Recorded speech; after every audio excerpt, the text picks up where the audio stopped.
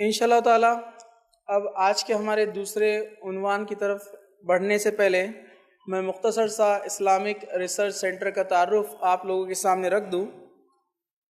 Islamic research centre اس کا قیام سن 2001 میں ہوا اور اس کے پریزیڈنٹ اور فاؤنڈر ہے جناب ایڈوکیٹ فیض سید صاحب۔ اسلامک ریسرچ سینٹر ایک نان پروفیٹیبل اور نان پولیٹیکل آرگنائزیشن ہے۔ اس کا مقصد ہے غیر مسلمانوں میں اور مسلمانوں میں اسلام کا صحیح تصور پیش کرنا۔ الحمدللہ پچھلے 15 سالوں سے اسلامک ریسرچ سینٹر دعوتی اور اصلاحی کاموں میں بڑھ چڑھ کر حصہ لیتے آ رہی ہے، اور الحمدللہ اللہ کے فضل و کرم سے اسلامک ریسرچ سینٹر کی جانب سے شہر میں اور اس کے اطراف میں بہت سارے درس و تدریس لیے جاتے ہیں۔ اسی طرح اسلامک ریسرچ سینٹر کے اندر مختلف شاخیں ہیں، جس میں سے ایک بلا سودی نظم کا ایک قدم بڑھایا گیا ہے، جو جن سیوا کے نام سے آپ لوگوں کے سامنے آ چکا ہے، آپ لوگ اس کو جانتے ہیں۔ اسی طرح اسلامک ریسرچ سینٹر میں بیت المال کا بھی نظم کیا جاتا ہے، مطلب آپ کے زکوٰۃ، صدقات وغیرہ ڈونیشنز کو ان کے پراپر یوٹیلائزیشن کے لیے ایک مد بنایا گیا ہے۔ جو زکوٰۃ کے مد ہے اس میں آپ کے زکوٰۃ کی رقم کو لگایا جاتا ہے، اور جہاں پر جو ڈونیشنز جنرل ڈونیشن ہے آپ کے، وہ دعوت اور اصلاحی کاموں میں انہیں استعمال کیا جاتا ہے۔ اسی طرح اسلامک ریسرچ سینٹر کی جانب سے سال میں ایک بار ایک میجر دعویٰ پروگرام رکھا جاتا ہے غیر مسلموں میں دعوت کے لیے۔ اسی طرح سال میں ایک بار اسلامک ریسرچ سینٹر کی جانب سے دعویٰ ٹریننگ پروگرام مقرر کیا جاتا ہے، جس میں یہ ٹریننگ دی جاتی ہے کہ دعوت اور اصلاحی کام کو کیسے کیا جائے۔ اسی طرح اسلامک ریسرچ سینٹر کی ایک بڑی ایکٹیویٹی ہے جو آج ہم یہاں پر موجود ہے، وہ ہے رمضان کانفرنس۔ یہ ہر سال رمضان کے آخری عشرے میں اس کانفرنس کو رکھا جاتا ہے۔ اسی طرح Islamic research centre YouTube channel پر کافی ایکٹیو ہے، جس کے الحمدللہ 70,000 سے زیادہ سبسکرائبر ہے، اور 35 ملین سے زیادہ اس کے ویو ہیں، مطلب لوگ اس کو اتنے دیکھ چکے ہیں الحمدللہ۔ اسی طرح ایڈوکیٹ فیض سید صاحب کے 52 سے زیادہ عنوانات پر مکمل ٹاپکس آپ کے ہیں، یہ یوٹیوب چینل پر موجود ہے، آپ اس سے فائدہ حاصل کر سکتے ہیں۔ اسی طرح اسلامک ریسرچ سینٹر کی جانب سے کریئر گائیڈنس پروگرام اور موٹیویشنل پروگرامز اسٹوڈنٹس کے لیے لیے جاتے ہیں۔ اسی طرح اسلامک ریسرچ سینٹر کی ایک لائبریری ہے جو روہیلا گلی میں سٹی چوک کے قریب ہے۔ یہاں پر الحمدللہ 10,000 سے زائد کتابیں مختلف زبانوں میں موجود ہے، جیسے اردو، انگلش، ہندی، مراٹھی، اور الحمدللہ دنیا بھر کے تمام زبانوں کے جتنے بھی قرآن کے تراجم ہیں الحمدللہ یہ اسلامک ریسرچ سینٹر میں موجود ہے۔ الحمدللہ یہ مختصر سا تعارف تھا اسلامک ریسرچ سینٹر کا۔ اب آج کا ہمارا دوسرا عنوان ہے وہ ہے فرشتوں کی دنیا، اور اس کے ہمارے مقرر ہیں ایڈوکیٹ فیض سید صاحب۔ میں مختصر سا آپ کا بھی تعارف رکھ دوں۔ الحمدللہ آپ تعارف کے محتاج نہیں ہیں، یہاں پر بیٹھے اکثر لوگ آپ سے آشنا ہیں، آپ کو جانتے ہیں، لیکن یہ ایک رسم ہے، ایک پروگرام کا ایک ڈیکورم ہے کہ مقرر کا تعارف آپ کے سامنے رکھا جائے۔ تو میں آپ کے بارے میں بتا دوں، ایڈوکیٹ فیض سید صاحب یہ اسلامک ریسرچ سینٹر کے پریزیڈنٹ ہیں، اسی کے ساتھ ساتھ جن سیوا کریڈٹ کوآپریٹو سوسائٹی اور الکتاب پرائیویٹ لمیٹڈ کے بھی آپ پریزیڈنٹ ہیں۔ ماشاءاللہ آپ نے بیچلر ان کمپیوٹر سائنس اور اس کے بعد ماسٹر ان کمپیوٹر ایپلیکیشن یہ کورسز مکمل کرنے کے بعد LLB بھی آپ نے مکمل کیا اسی شہر اورنگ آباد سے، اور الحمدللہ آپ نے اسلامک اور کمپیریٹیو ریلیجن جیسے عیسائیت اور دیگر مذاہب پر بہت سارے سرٹیفیکیشن کورسز بھی مکمل کیے۔ الحمدللہ ہندوستان کے تقریباً بڑے شہروں میں آپ کو مدعو کیا گیا مختلف عنوانات پر بیان کرنے کے لیے، خصوصی طور پر فیملی پرابلمز ہوتے ہیں یا بچوں کی تربیت، بچوں کی تعلیم، اس پر آپ کو خصوصی طور پر اس پر بیان کرنے کے لیے مدعو کیا گیا۔ الحمدللہ صرف ہندوستان میں ہی نہیں بلکہ سعودی عرب، دبئی وغیرہ میں بھی آپ کے بہت سارے انٹرنیشنل ٹورز بھی ہو چکے ہیں۔ تو الحمدللہ یہ ہمارے شہر کی جو ہے خوش قسمتی ہے کہ ایک ایسے مقرر ہمارے ہی شہر میں رہتے ہیں اور ہم ان سے فائدہ حاصل کریں۔ تو میں زیادہ وقت نہ لیتے ہوئے جناب ایڈوکیٹ فیض سید صاحب کو دعوت دوں گا کہ وہ فرشتوں کی دنیا اس عنوان پر روشنی ڈالے۔ جزاک اللہ خیر۔ بسم اللہ الرحمن الرحیم۔ ان الحمد للہ نحمده ونستعینه ونستغفره ونعوذ باللہ من شرور انفسنا ومن سیئات اعمالنا من يهدي الله فلا مضل له ومن يضلل فلا هادي له واشهد ان لا اله الا الله وحده لا شريك له واشهد ان محمدا عبده ورسوله وبعد فان خير الحديث كتاب الله وخير الهدي هدي محمد صلى الله عليه وسلم وشر الامور محدثاتها وكل محدثة بدعة وكل بدعة ضلالة وكل ضلالة في النار وقال عز وجل في القرآن المجيد اعوذ بالله من الشيطان الرجيم بسم الله الرحمن الرحيم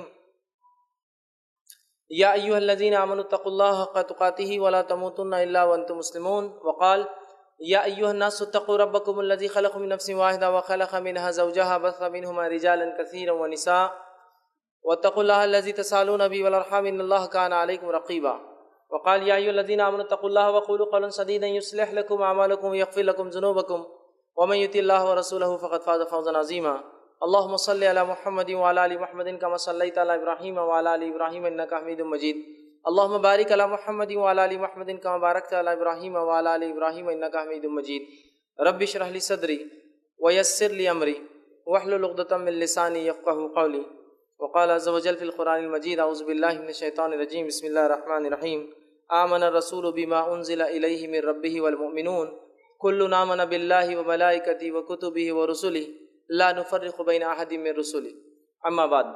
تمام تعریفیں اس اللہ عز و جل کے لیے لائق و زیبا ہے جو تمام جہانوں کا بنانے والا اور اسے پالنے والا ہے، اور درود السلام اس کے آخری نبی محمد صلی اللہ علیہ وسلم پر۔ الحمدللہ ہم تمام یہاں اس رمضان کانفرنس کے یا 10 روزہ اسلامی کانفرنس کے دوسرے دن کے دوسرے نشست میں سیکنڈ سیشن میں جمع ہوئے، اور جیسا کہ آپ تمام کے سامنے اعلان کیا گیا تھا کہ انشاءاللہ عزیز آج کچھ باتیں میں آپ تمام کے سامنے جو ہے فرشتوں کی دنیا، عالم الملائکۃ الابرار، فرشتوں کی جو دنیا ہے یا فرشتوں کا کیا معاملہ ہے اس کے تعلق سے کچھ باتیں رکھنے کی جو ہے کوشش کروں گا۔ سب سے پہلی چیز تو یہ، فرشتوں کے تعلق سے یاد رکھیے فرشتوں پہ ایمان لانا یہ ہمارے ایمان کا ایک حصہ ہے اور یہ ہم پر واجب اور فرض ہے۔ جیسے کہ ایک شخص جو ہے ایمان لاتا ہے اور ایمان کے جو ہے ستون ہم جانتے ہیں وہ 6 ہیں۔ اس ایمان کے ستون میں سب سے پہلا ہے کہ آمنت باللہ، ایمان لائے وہ شخص اللہ پر، و ملائکتی اس کے فرشتوں پر، و کتبی اس کی کتابوں پر، و رسولی اس کے رسولوں پر، والیوم الآخری اور آخرت کے دن پر، والقدر خیرہ و شرہ اور تقدیر پر کہ اس کا اچھا یا برا ہونا اللہ تعالیٰ کی طرف سے ہے۔ تو یہ 6 چیزیں ایسی ہیں جس پر ایمان لانا ہر مسلمان کے لیے واجب ہے، اس کو ایمان کہا جاتا ہے۔ اس کے تعلق سے بہت تفصیلی جو ایک روایت آتی ہے جو صحیح مسلم کی روایت ہے، عمر بن خطاب رضی اللہ عنہ اس کے راوی وہ فرماتے ہیں نبی اکرم صلی اللہ علیہ وسلم کا ایک شخص آیا، اس نے سوال کیا، اس سوال میں ایک سوال یہ تھا کہ ایمان کیا ہے، جس کے جواب میں نبی اکرم صلی اللہ علیہ وسلم نے یہ 6 باتیں بتائی، جس میں تھے ایمان اللہ کے بعد ملائکہ، فرشتے۔ تو فرشتوں پر ایمان لانا یہ فرض اور ہم پر واجب ہے، یاد رکھیے یہ ایمان کا رکن ہے، اس کا ستون ہے، یاد رکھیے۔ اور جو یہ غائب کا ایک حصہ ہے، یاد رکھیے ایمان ملائکہ فرشتوں پر ایمان یہ غائب کی چیز ہے، مطلب یہ ایک ایسی چیز ہے جس کو ہم دیکھ نہیں سکتے، یاد رکھیے۔ اور غائب پر ایمان لانا یہ ہم پر یہ بھی واجب ہے، اس لیے کہ اللہ رب العزت نے سورہ بقرہ سورہ نمبر 2 اس کی آیت نمبر 3 نے فرمایا الذین یؤمنون بالغیب، مومن کی ایک صفت بیان کی ایمان والے کی کہ وہ ایمان لاتا ہے غائب پر۔ غائب سے مراد وہ چیز جس کو انسین کہیں گے ہم، جس کو ہم دیکھ نہیں سکتے یا کسی نے دیکھا نہیں ہے، یاد رکھیے۔ تو ایمان بالغیب یہ ہمارے ایمان کا حصہ ہے، اور فرشتوں پر ایمان بالغیب میں سے ہے، یاد رکھیے۔ اور اس کے علاوہ بھی غیب میں بہت ساری چیزیں ہیں جس کو ہم نہیں دیکھتے، اسی طرح جیسے کہ ایک اور دنیا ہے، ایک عالم ہے جس کو ہم کہتے ہیں جنوں کی دنیا۔ انشاءاللہ اس کی تفصیلات جو آنے والے جو ہے دنوں میں آئیں گی۔ تو آج جس دنیا کے تعلق سے بات آپ کے سامنے رکھوں گا وہ ہے ورلڈ آف نوبل اینجلس، عالم الملائکۃ الابرار، کہ فرشتوں کی دنیا کیا ہے، ان پر ایمان کس کو کہتے ہیں، اس کے تقاضے کیا ہیں، ورنہ ہم دیکھتے ہیں کہ فرشتوں پر ایمان میں کبھی کبھار ہم بہت گڑبڑ کر دیتے ہیں۔ جیسے کہ ایک مثال دیتا ہوں کہ بہت سارے لوگوں کا یہ ماننا ہے کہ جو ابلیس جو ہے جن ہے، ابلیس جس کو ہم شیطان کہتے ہیں عام زبان میں، تو بہت سارے لوگوں کا یہ ماننا ہے کہ یہ ابلیس کسی زمانے میں ایک فرشتہ تھا اور بہت اللہ کی عبادتیں کیا کرتا تھا اور فرشتوں کا سردار تھا، لیکن ایک بار کیا کیا، بغاوت کر بیٹھا اپنے رب سے، تو کیا بن گیا، پھر وہ شیطان بن گیا۔ یاد رکھیے فرشتوں کے ایمان میں یہ چیز داخل ہے کہ فرشتے ہر وہ کام کرتے جو ان کا رب حکم دیتا ہے، اور ان کے رب کے حکم سے ہٹ کر وہ کچھ بھی نہیں کرتے۔ تو اگر کوئی شخص یہ ایمان رکھتا ہے، عقیدہ رکھتا ہے کہ وہ ابلیس وہ فرشتہ تھا، جن نہیں تھا، تو گویا اس کے فرشتوں پر ایمان میں گڑبڑ ہے۔ اس کا کہنا یہ ہے کہ فرشتے منمانی بھی کر سکتے ہیں اپنی، جبکہ ہم جانتے اللہ رب العزت نے قرآن میں اس چیز کا اعلان کر دیا۔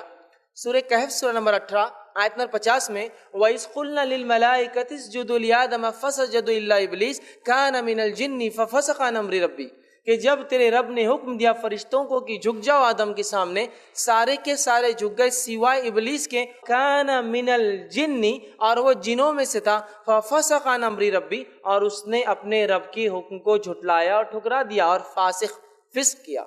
تو یہاں اللہ رب العزت نے اس چیز کی وضاحت کر دی کہ ابلیس کبھی بھی فرشتہ تھا ہی نہیں۔ وہ کون ہے؟ بابائے جنوں کا باپ ہے، جس طرح سے آدم علیہ السلام میرے اور آپ کے باپ ہے، سمجھ رہے آپ؟ اور آدم علیہ السلام کی نسل میں ایمان والے اور کافر ہوتے ہیں، ابلیس کافر تھا، اس کی نسل میں بھی ایمان والے اور کافر ہوتے ہیں۔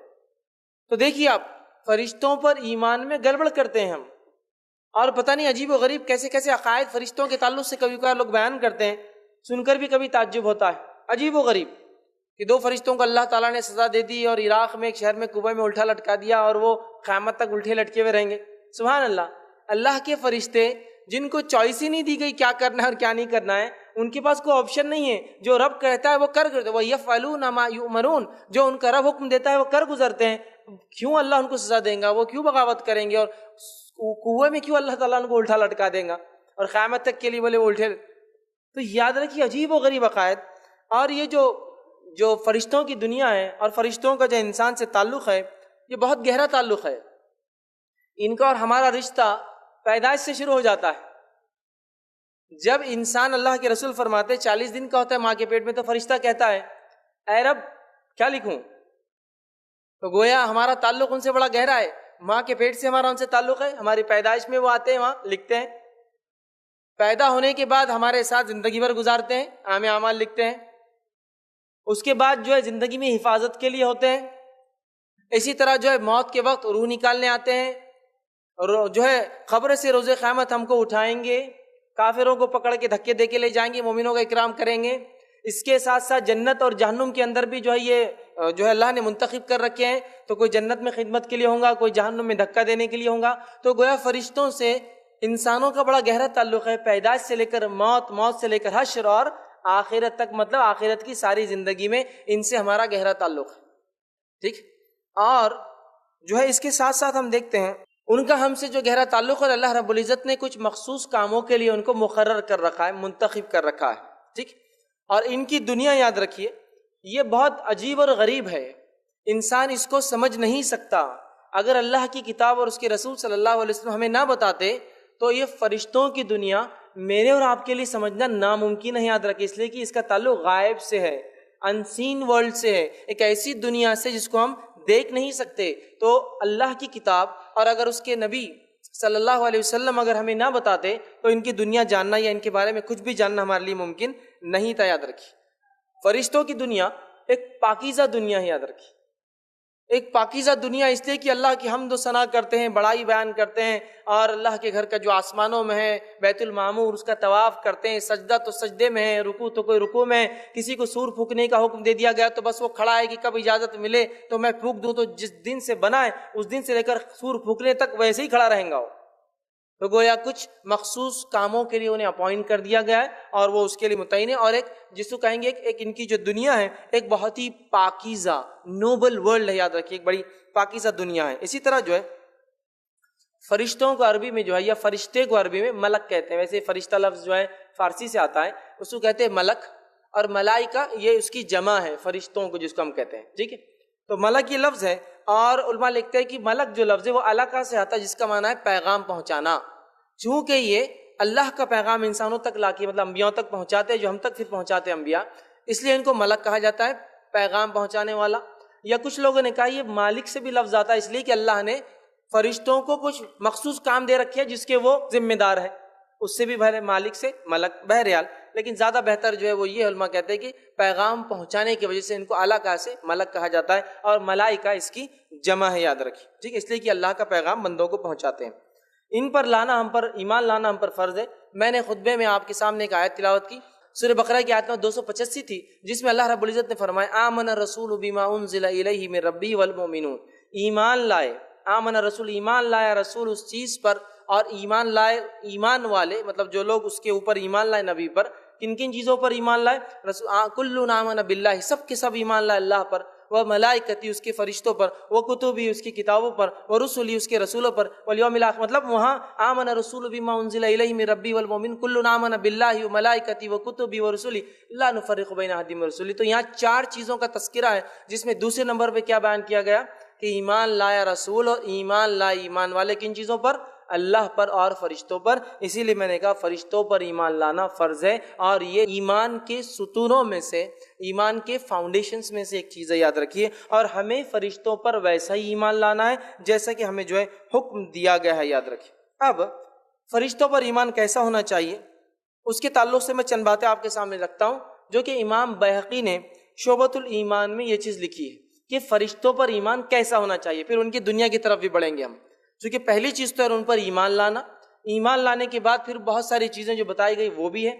تو ایمان لانے کے تعلق سے لکھتے اور بیان کرتے, پہلی چیز ایمان لانے میں جو داخل ہے وہ یہ ہے, ایمان کی فرشتے ہیں ان کے وجود کا اقرار کرنا. فرشتوں پر ایمان لانے کا پہلا حصہ کیا ہے کہ ایمان لانا ان کے وجود پر کی فرشتے ہیں, اللہ کی ایک مخلوق ہے, یہ فرشتے ہیں اور یہ بھی اللہ کے بندے ہیں.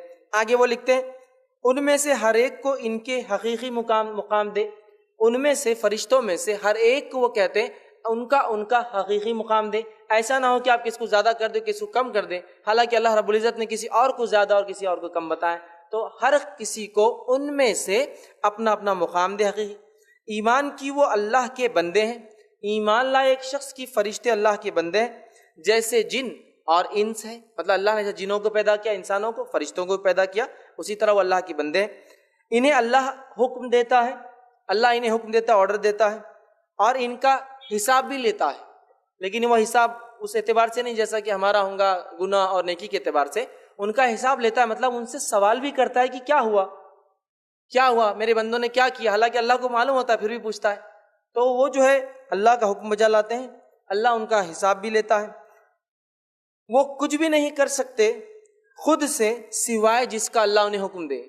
فرشتے خود سے کچھ بھی نہیں کر سکتے سوائے اس کے جو ان کا رب انہیں حکم دیتا ہے. پھر آگے لکھتے ہیں اور کہتے ہیں اللہ نے انہیں صلاحیت دی ہے, اور وہ کہتے ہیں انہیں موت بھی آ سکتی ہے, لیکن انسانوں کے مقابلے میں یہ بہت لمبی زندگی گزارتے ہیں. اور ہم جانتے ہیں قیامت کا جب پہلا سور پھونکا جائے گا تو تمام چیزیں ہلاک ہو جائیں گی, اس میں فرشتے بھی داخل ہیں.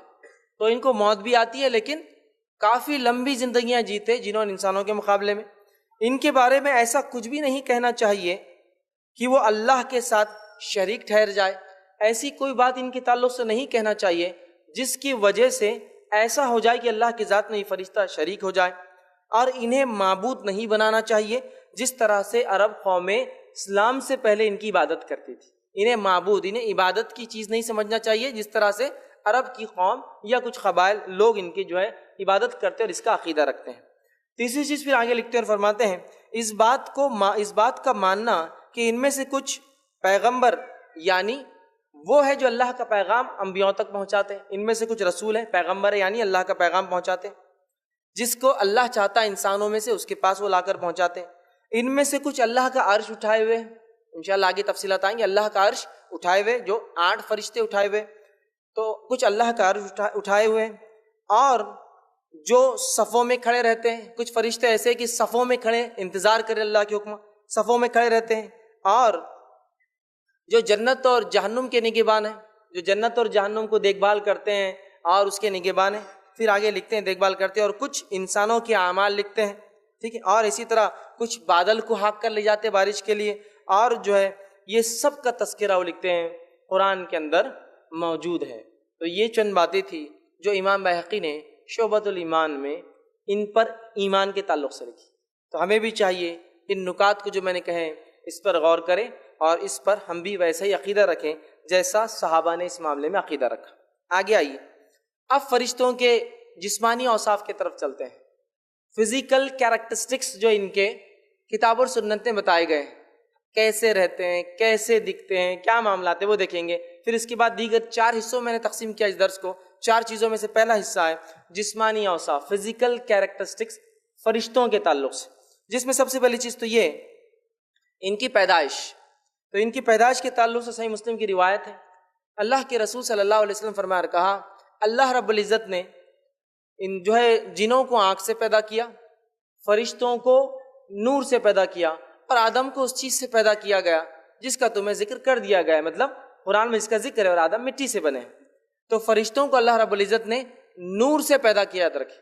تو فرشتے نوری مخلوق ہے، جن ناری مخلوق ہے، آنکھ سے بنے، اور انسان خاکی مخلوق ہے، مٹی سے بنا ہوا ہے، خاک سے بنا ہوا ہے. تو وہ نور سے پیدا کیے گئے، اس وجہ سے ہم ان کو دیکھ بھی نہیں سکتے، لائٹ، ٹھیک ہے. اسی طرح جو ہے اللہ تعالیٰ نے ان کو کیوں پیدا کیا؟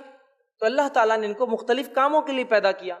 جیسا کہ ہم جانتے ہیں بہت سارے فرشتے، بارش برسانے کے لیے کچھ خاص فرشتے ہیں، زندگی جو روح پھونکتے ہیں خاص فرشتے ہوتے ہیں، روح نکالنے کے لیے خاص فرشتے ہوتے ہیں، نام اعمال لکھنے کے لیے خاص فرشتے ہوتے ہیں، جنت کو سنبھالنے کے لیے خاص فرشتے اور ان کے لیڈر سردار بھی ہے، جہنم کو جو ہے لوگوں کو پھینکنے اور دہکانے کے لیے خاص فرشتے ہیں. تو اللہ نے ان کو کچھ مخصوص کاموں کے لیے پیدا کیا، نور سے پیدا کیا. اور اسی طرح جو ہے یہ کب پیدا ہوئے؟ یہ انسان کی پیدائش سے، آدم علیہ السلام کی پیدائش سے پہلے پیدا ہوئے، لیکن کب اس کی تفصیلات ہمیں نہیں ملتی ہے. لیکن اتنی بات تو طے ہے کہ آدم علیہ السلام کی پیدائش سے پہلے یہ پیدا ہو گئے تھے. اس کی دلیل یہ ہے کہ سورہ بقرہ سورہ نمبر 2 آیت نمبر 30 میں اللہ نے فرمایا کہا، وَإِذْ قَالَ رَبُّكَ لِلْمَلَائِكَةِ إِنِّي جَاعِلٌ فِي الْأَرْضِ خَلِيفَةً. اور اللہ رب فرماتا، اور تیرے رب نے فرشتوں سے کہا کہ میں زمین پر ایک خلیفہ بنانے والا، ایسے لوگ، ایسی نسل جو ایک کے بعد ایک آتی جائیں گی. تو یہاں اللہ تعالیٰ نے آدم علیہ السلام کو بنانے سے پہلے فرشتوں کو آدم علیہ السلام کے تعلق سے خبر دی. تو اس سے ہی پتہ چلا یہ ہماری پیدائش، مطلب آدم علیہ السلام کی پیدائش سے پہلے پیدا ہوئے، لیکن کب واللہ اعلم ہم نہیں جانتے. ٹھیک ہے، یہ بات اس آیت سے طے ہوگی. اب یہ کس چیز سے پیدا کیے گئے، یہ تفصیلات میں رکھ چکا ہوں کہ یہ نور سے پیدا کیے گئے. اور اسی طرح جو ہے چونکہ وہ نور سے پیدا ہوئے، ہم ان کو ان کے حقیقی شکل میں، ریئل فزکس میں، یا جو ہے ریئل جو ہے اس میں ہم ان کے شیپ یا اس میں سائز میں یا فزیکلی ان کو حقیقت میں ہم دیکھ نہیں سکتے، سوائے جب اللہ تعالیٰ انہیں حکم دیتا ہے اور وہ انسانی شکل لے کر آتے ہیں تو تب انہیں کوئی دیکھ سکتا ہے. جیسے کہ نبی اکرم صلی اللہ علیہ وسلم کے زمانے میں جبرائیل علیہ السلام کچھ مواقعوں پر آئے، کچھ باتیں کی، اور جانے کے بعد اللہ کے رسول صلی اللہ علیہ وسلم نے کہا کہ یہ جبرائیل تھے. تو وہ انسانی شکل لے کر آئے تھے، ایک صحابی کی شکل میں وہ آتے تھے. تو ہم فرشتوں کو چونکہ وہ نور سے بنے ہیں اپنی آنکھوں سے نہیں دیکھ سکتے، سوائے اس کے کہ اللہ رب العزت انہیں اجازت دے تو وہ شکل لیتے ہیں، اور پھر جب شکل لیتے ہیں انسانی، اس انسانی شکل میں کچھ لوگوں نے انہیں دیکھا ہے، جیسا نبی اکرم صلی اللہ علیہ وسلم، صحابہ نے. اور اس امت میں سے نبی اکرم صلی اللہ علیہ وسلم ایسے شخص ہے جس نے فرشتے کو یا فرشتوں کو حقیقت میں دیکھا ہے. صرف نبی اکرم صلی اللہ علیہ وسلم کی ذات کے علاوہ کسی نے بھی فرشتوں کو ان کے حقیقی شکل میں نہیں دیکھا. اور آپ نے خود ماں عائشہ کو فرمایا رضی اللہ عنہا کو کہ میں نے جبرائیل کو 2 مرتبہ ریئل جو ہے شکل میں دیکھا ہے، حقیقی شکل میں دیکھا ہے. پہلی مرتبہ جب وہ وحی میرے پاس لے کر آئے تب دیکھا ہے، اور جب وحی لے کر آئے جب میں نے دیکھا تو زمین سے لے کر آسمان تک سب بھر گیا تھا جبرائیل علیہ السلام سے، کچھ نہیں دکھ رہا تھا اس کے علاوہ، اتنے بڑے آپ. اور دوسری بار میں نے جبرائیل کو سدرۃ المنتہا معراج میں دیکھا حقیقی شکل میں. تو اس امت سے فرشتوں کو کسی نے حقیقی شکل میں نہیں دیکھا سوائے جب وہ انسانی شکل میں آئے، یا پھر نبی اکرم صلی اللہ علیہ وسلم ہی ایک ایسی شخصیت ہے جنہوں نے حقیقت میں جو ہے ایک فرشتے کو اپنی آنکھوں سے دیکھا. یاد رکھیے باقی کسی نے انہیں نہیں دیکھا، اس بات کو جو ہے آپ یاد رکھ لیں.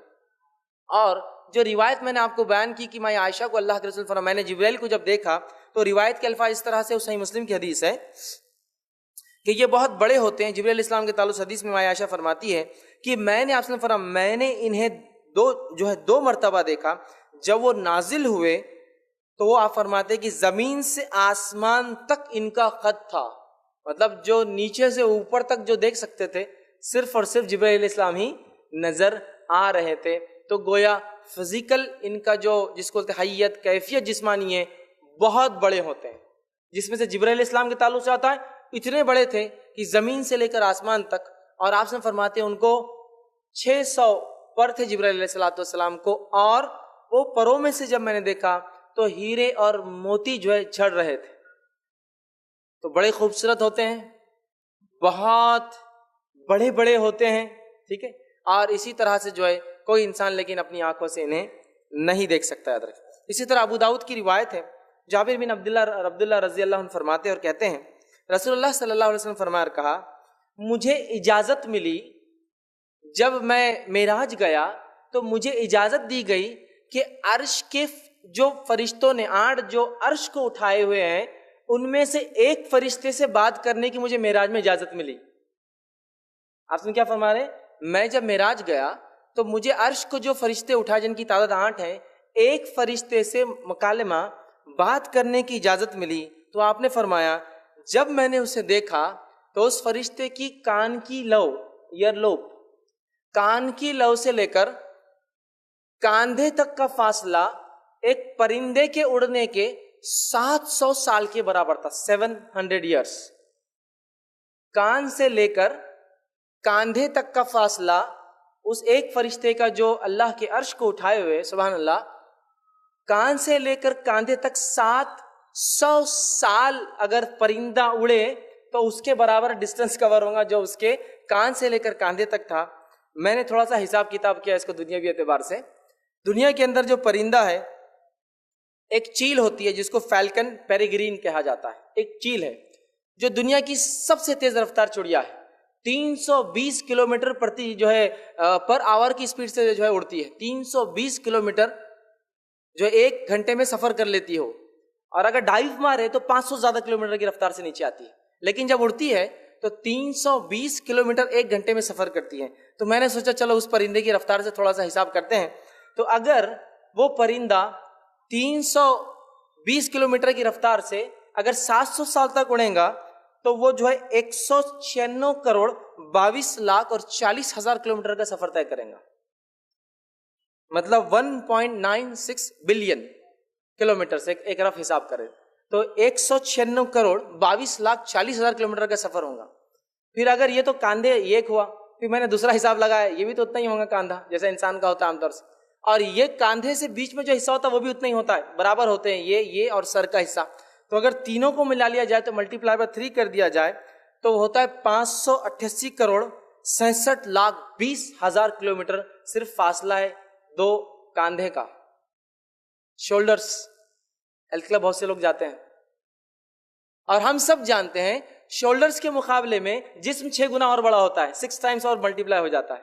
مطلب جتنا ایک انسان کا شولڈر ہوتا ہے اس کے مقابلے اس کا جسم 6 گنا اور بڑھ جاتا ہے, مطلب ہائٹ زیادہ ہوتی ہے وڈتھ کے مقابلے میں. تو صرف ایک فرشتہ جو عرش کو اٹھایا ہوا ہے, اگر 320 والا حساب اگر درست ہے تو وہ جو ہے 588 کروڑ صرف کلومیٹر کا اس کا صرف کاندھا ہے, جس جو اس کا کتنے بڑے, سبحان اللہ. اور اگر دنیا سے سورج کا اگر موازنہ کیا جائے تو 150 کلومیٹر ہے, صرف 150 کروڑ کلومیٹر, معاف کرنا, سورج یہ اس سے بھی زیادہ ہے اتنا ڈسٹینس. اور دنیا کی سب سے اونچی عمارت 800 میٹر کی ہے, صرف 800 میٹر, 1 کلومیٹر کی بھی نہیں ہے. وہ برج خلیفہ دبئی میں 800 میٹر, ٹھیک ہے. اب اندازہ لگے 800 میٹر کیا ہوتا ہے, یہاں سے سورج کا فاصلہ 150 جو ہے کروڑ کلومیٹر کیا ہوتا ہے, اور صرف ایک کاندھا جو ہے 588 کروڑ جو ہے کلومیٹر صرف چوڑا ہے, اور وہ ایک فرشتے کا صرف کاندھے کا ہی سائز ہے. سبحان اللہ, تو بہت بڑے ہوتے ہیں, ان امیجنیبل سمجھو ان کی ہائٹ ہوتی ہے, مطلب ہم اندازہ نہیں لگا سکتے ان کی کیفیت اور حیت کا, فزیکل سٹرکچر کا, یاد رکھیے. تو پھر آپ سے فرماتے ہیں مجھے ایک فرشتے سے بات کرنے کی اجازت ملی, اور جب میں نے اس سے بات کی تو اس کا یہ فاصلہ صرف کان سے لے کر کاندھے تک 700 سال کی ایک پرندے کی مسافت جو طے کرتا اتنا اس کا فاصلہ تھا. تو اس سے اندازہ بہرحال ہوتا ہے کتنے بڑے بڑے ہوتے ہیں. اسی طرح جو ہے یہ جو ہے پر بھی ہوتے ہیں ان کو. اللہ رب العزت سورہ فاطر سورہ نمبر 35 آیت نمبر 1 میں فرماتا کہتا ہے، اور اس آیت کا ترجمہ اس طرح سے ہے: اس اللہ کے لیے تمام تعریفیں جو ہے سزاوار ہے، لائق اور زیبا ہے، جو آسمان اور زمین کا جو ہے پیدا کرنے والا ہے، اور جس نے 2 3 اور 4 پروں والے فرشتوں کو جو ہے اپنا پیغمبر جو ہے بنانے والا ہے. مخلوق میں سے جو چاہے زیادتی کرتا ہے، اور اللہ ہر چیز پر قادر ہے. تو یہاں کا اللہ نے فرشتوں کو بنایا، پر ہوتے ہیں 2 3 4 اس سے زائد بھی، اس لیے کہ جبرائیل علیہ الصلوۃ والسلام کے تعلق سے حدیث میں آتا ہے کہ ان کو 600 پر تھے، 600 ونگس یاد رکھیں. تو فرشتوں کی فزیکل کیفیت میں یہ بھی ہے، جسمانی کیفیت میں اوصاف میں ان کو پر ہوتے ہیں، بہت بڑے ہوتے ہیں، نور سے اللہ رب العزت نے ان کو پیدا کیا ہے. اسی طرح فرشتے بہت خوبصورت ہوتے ہیں، یہ بہت خوبصورت ہوتے ہیں. جیسے کہ میں نے کہا آپ صلی اللہ علیہ وسلم جبرائیل علیہ السلام کو دیکھا 600 پر تھے، اور پروں میں سے ہیرے اور موتی ان کے جھڑ رہے تھے. یہ بہت خوبصورت ہوتے ہیں. اس کی دلیل یہ بھی ہے کہ یوسف علیہ الصلوۃ والسلام کا واقعہ یاد کیجئے. جب اس عزیز مصر کی بیوی پر لوگوں نے کہا کہ کیسی عورت ہے، اپنے غلام پہ بری نظر ڈالی، تو اس نے یوسف علیہ الصلوۃ والسلام کو بلایا، ساری دوسری عورتوں کو بٹھا دیا ہاتھ میں چھری دے کر، اور یوسف علیہ السلام سے کہا یوسف گزر جاؤ. یوسف علیہ الصلوۃ والسلام جب گزرے تو ان عورتوں نے جو سبزیاں کاٹ رہی تھی کیا کہا؟ اللہ نے اس بات کو قرآن میں دہرایا، اور اللہ فرماتا ہے وَقُلْنَا حَاشَا لِلَّهِ مَا هَٰذَا بَشَرًا إِنْ هَٰذَا إِلَّا مَلَكٌ کریم. تو اللہ رب العزت فرماتا ہے ان عورتوں نے جب یوسف علیہ السلام کو دیکھا تو کہا کہ یہ تو کوئی انسان نہیں ہو سکتے، یہ تو جو ہے کوئی بزرگوار فرشتہ ہے. تو اس قول سے پتہ چلتا ہے کہ فرشتے خوبصورت ہوتے ہیں. اسی لیے جب یوسف علیہ الصلوۃ والسلام کو ان عورتوں نے دیکھا تو کہا یہ تو کوئی فرشتہ ہے، بزرگوار فرشتہ. تو اس سے پتہ چلا وہ بہت خوبصورت ہوتے ہیں، یاد رکھیے.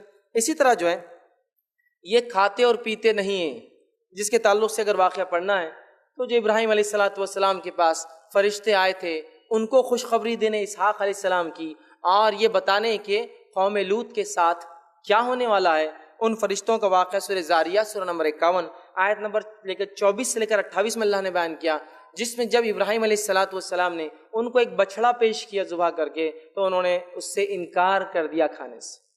تو اس سے پتہ چلا فرشتے کھاتے اور پیتے نہیں ہیں. اسی طرح وہ مذکر اور مؤنث نہیں کہلائے جا سکتے، ان کا جینڈر ہم نہیں کہہ سکتے کہ وہ میل ہے یا فیمیل ہے، چونکہ وہ ایک ایسی دنیا میں ہے جن کے تعلق سے ہم نہیں جانتے. ہاں ہماری دنیا میں تو میل فیمیل جیسی چیزیں ہوتی ہیں، مذکر مؤنث جینڈرز ہوتے ہیں، لیکن ان کے تعلق سے کسی جینڈر کا ہم تصور نہیں کر سکتے، اس لیے کہ کتاب و سنت میں ان کی کوئی جینڈر کی تفصیلات نہیں دی ہے.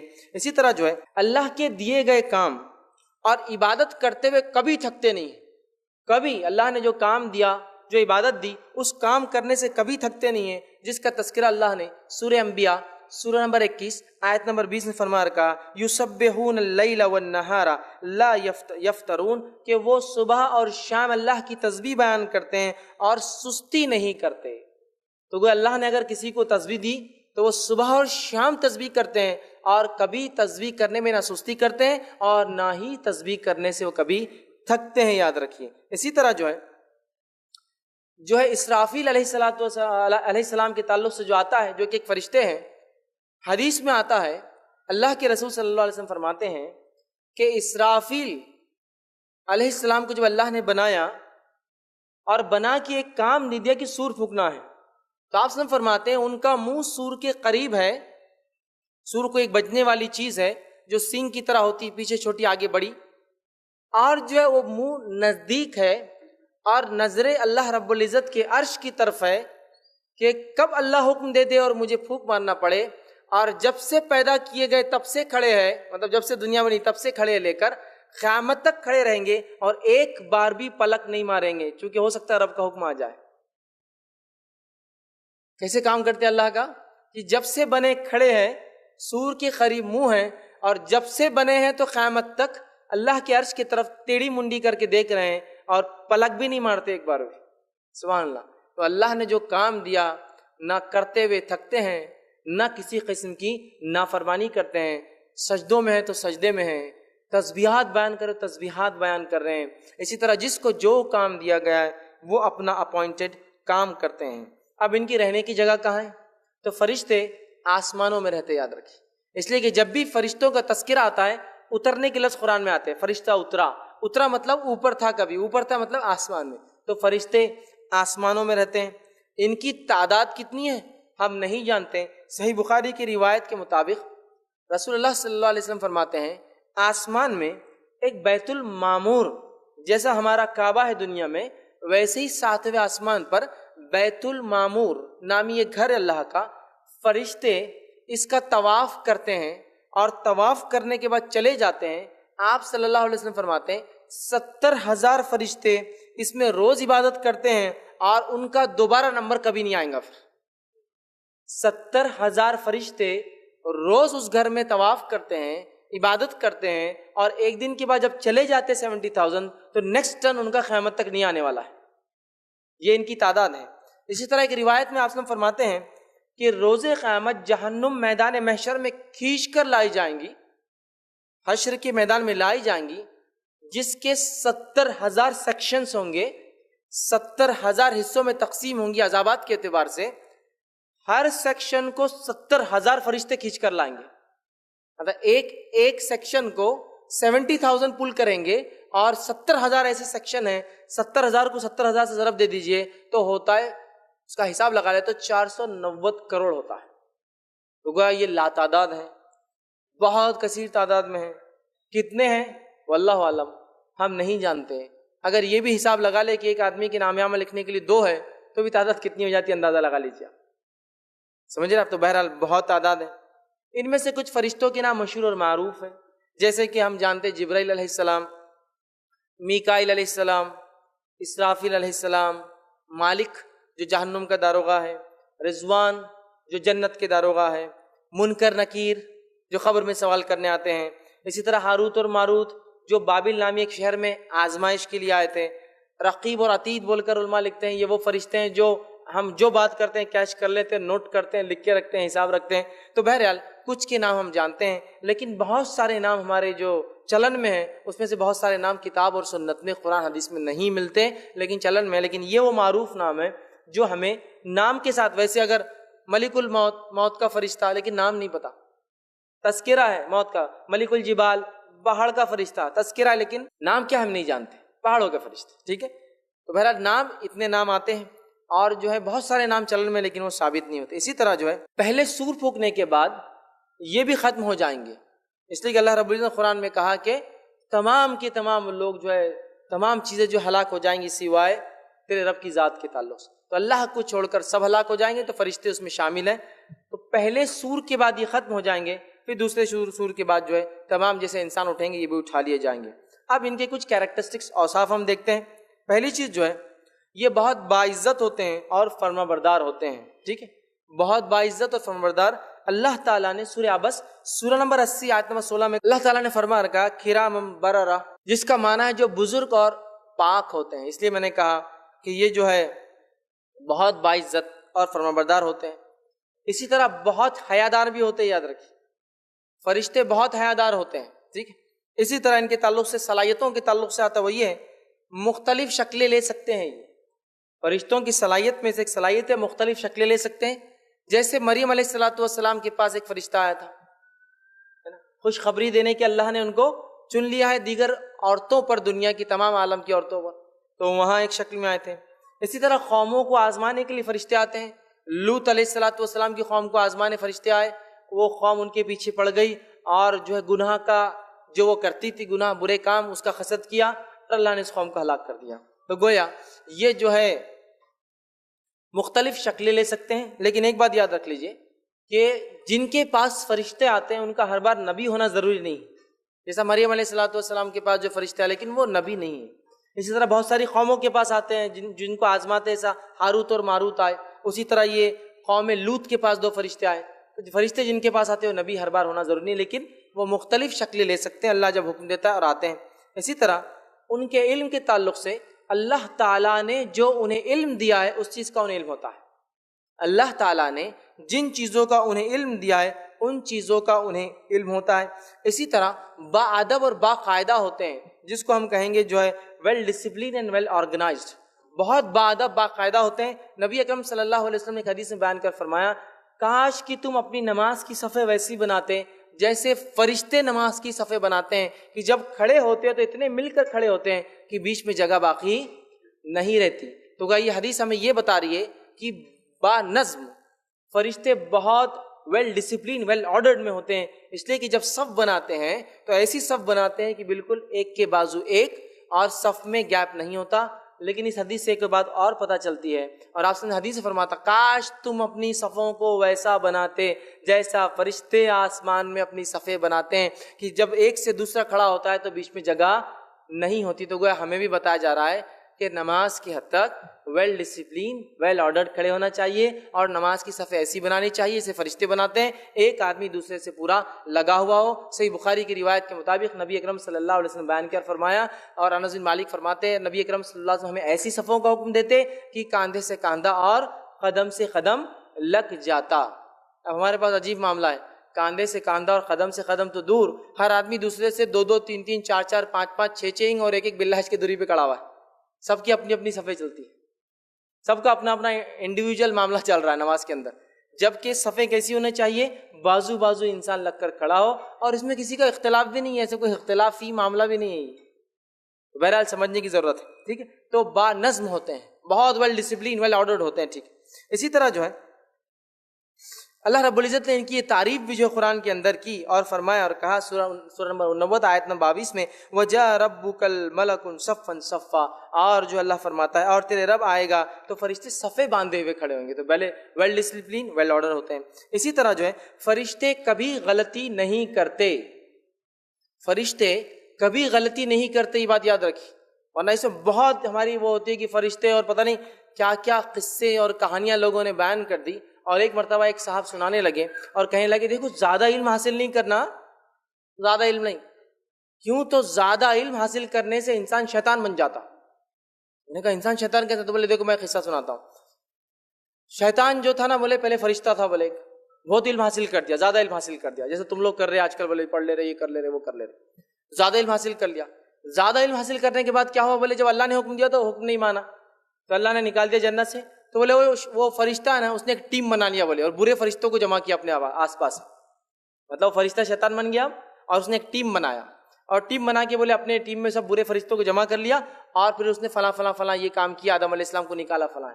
یاد رکھیے ایسی بات نہیں ہے، فرشتے تو کبھی غلطی کرتے ہی نہیں ہیں، وہ تو میں نے پہلے وضاحت کر دی، وہ ابلیس جو ہے کبھی فرشتہ تھا ہی نہیں، وہ شروعات سے جن تھا، یہ الگ بات ہے، فرشتوں میں رہتا اٹھتا بیٹھتا اور تمام چیزیں تھیں، لیکن وہ کبھی بھی فرشتہ نہیں تھا، ٹھیک ہے۔ تو لہٰذا وہ غلطی نہیں کرتے، مخصوص لوگوں کے پاس آتے ہیں، یاد رکھیے، جیسا کہ میں نے کہا شکلوں میں آتے، شکلوں کے علاوہ بھی موجود ہوتے ہیں، انشاءاللہ آگے میرے تفصیلی بیانات ہیں۔ فرشتے دعا اور بد دعا کس کو دیتے ہیں، ٹھیک ہے، اور اس کے علاوہ جو ہے فرشتے کس کے لیے اترتے ہیں، انشاءاللہ اس میں تفصیلات لوں گا۔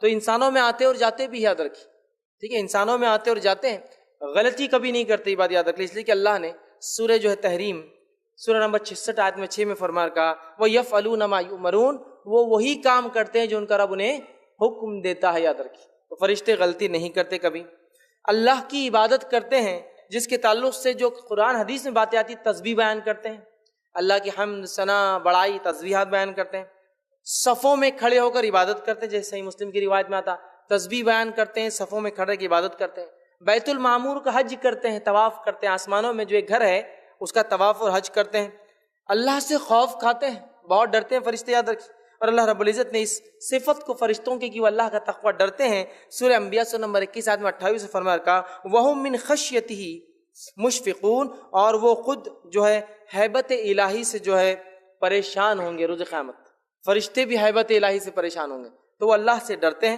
اس لیے کہ اللہ کا تقوی عبادت ہے، اس لیے میں نے اس کو اس میں لکھا۔ اسی طرح فرشتے اور ہمارا تعلق، ابن آدم کا تعلق کیا ہے، فرشتوں کا اور ہمارا تعلق کیا ہے، چند باتیں وہ بھی ہم دیکھتے ہیں۔ تو فرشتے اور آدم کی اولاد کا مطلب ہمارا تعلق کیا ہے، چند باتیں دیکھتے ہیں۔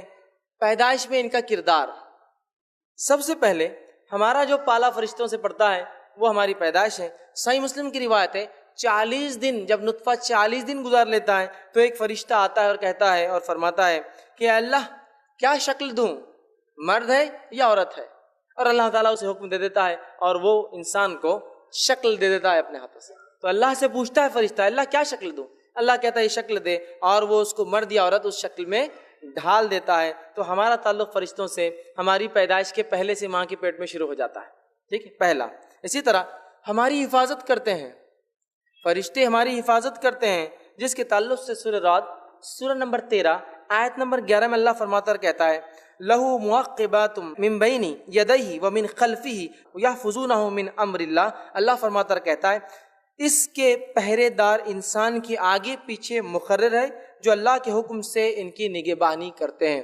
تو گویا فرشتے میری اور آپ کی حفاظت کرتے ہیں۔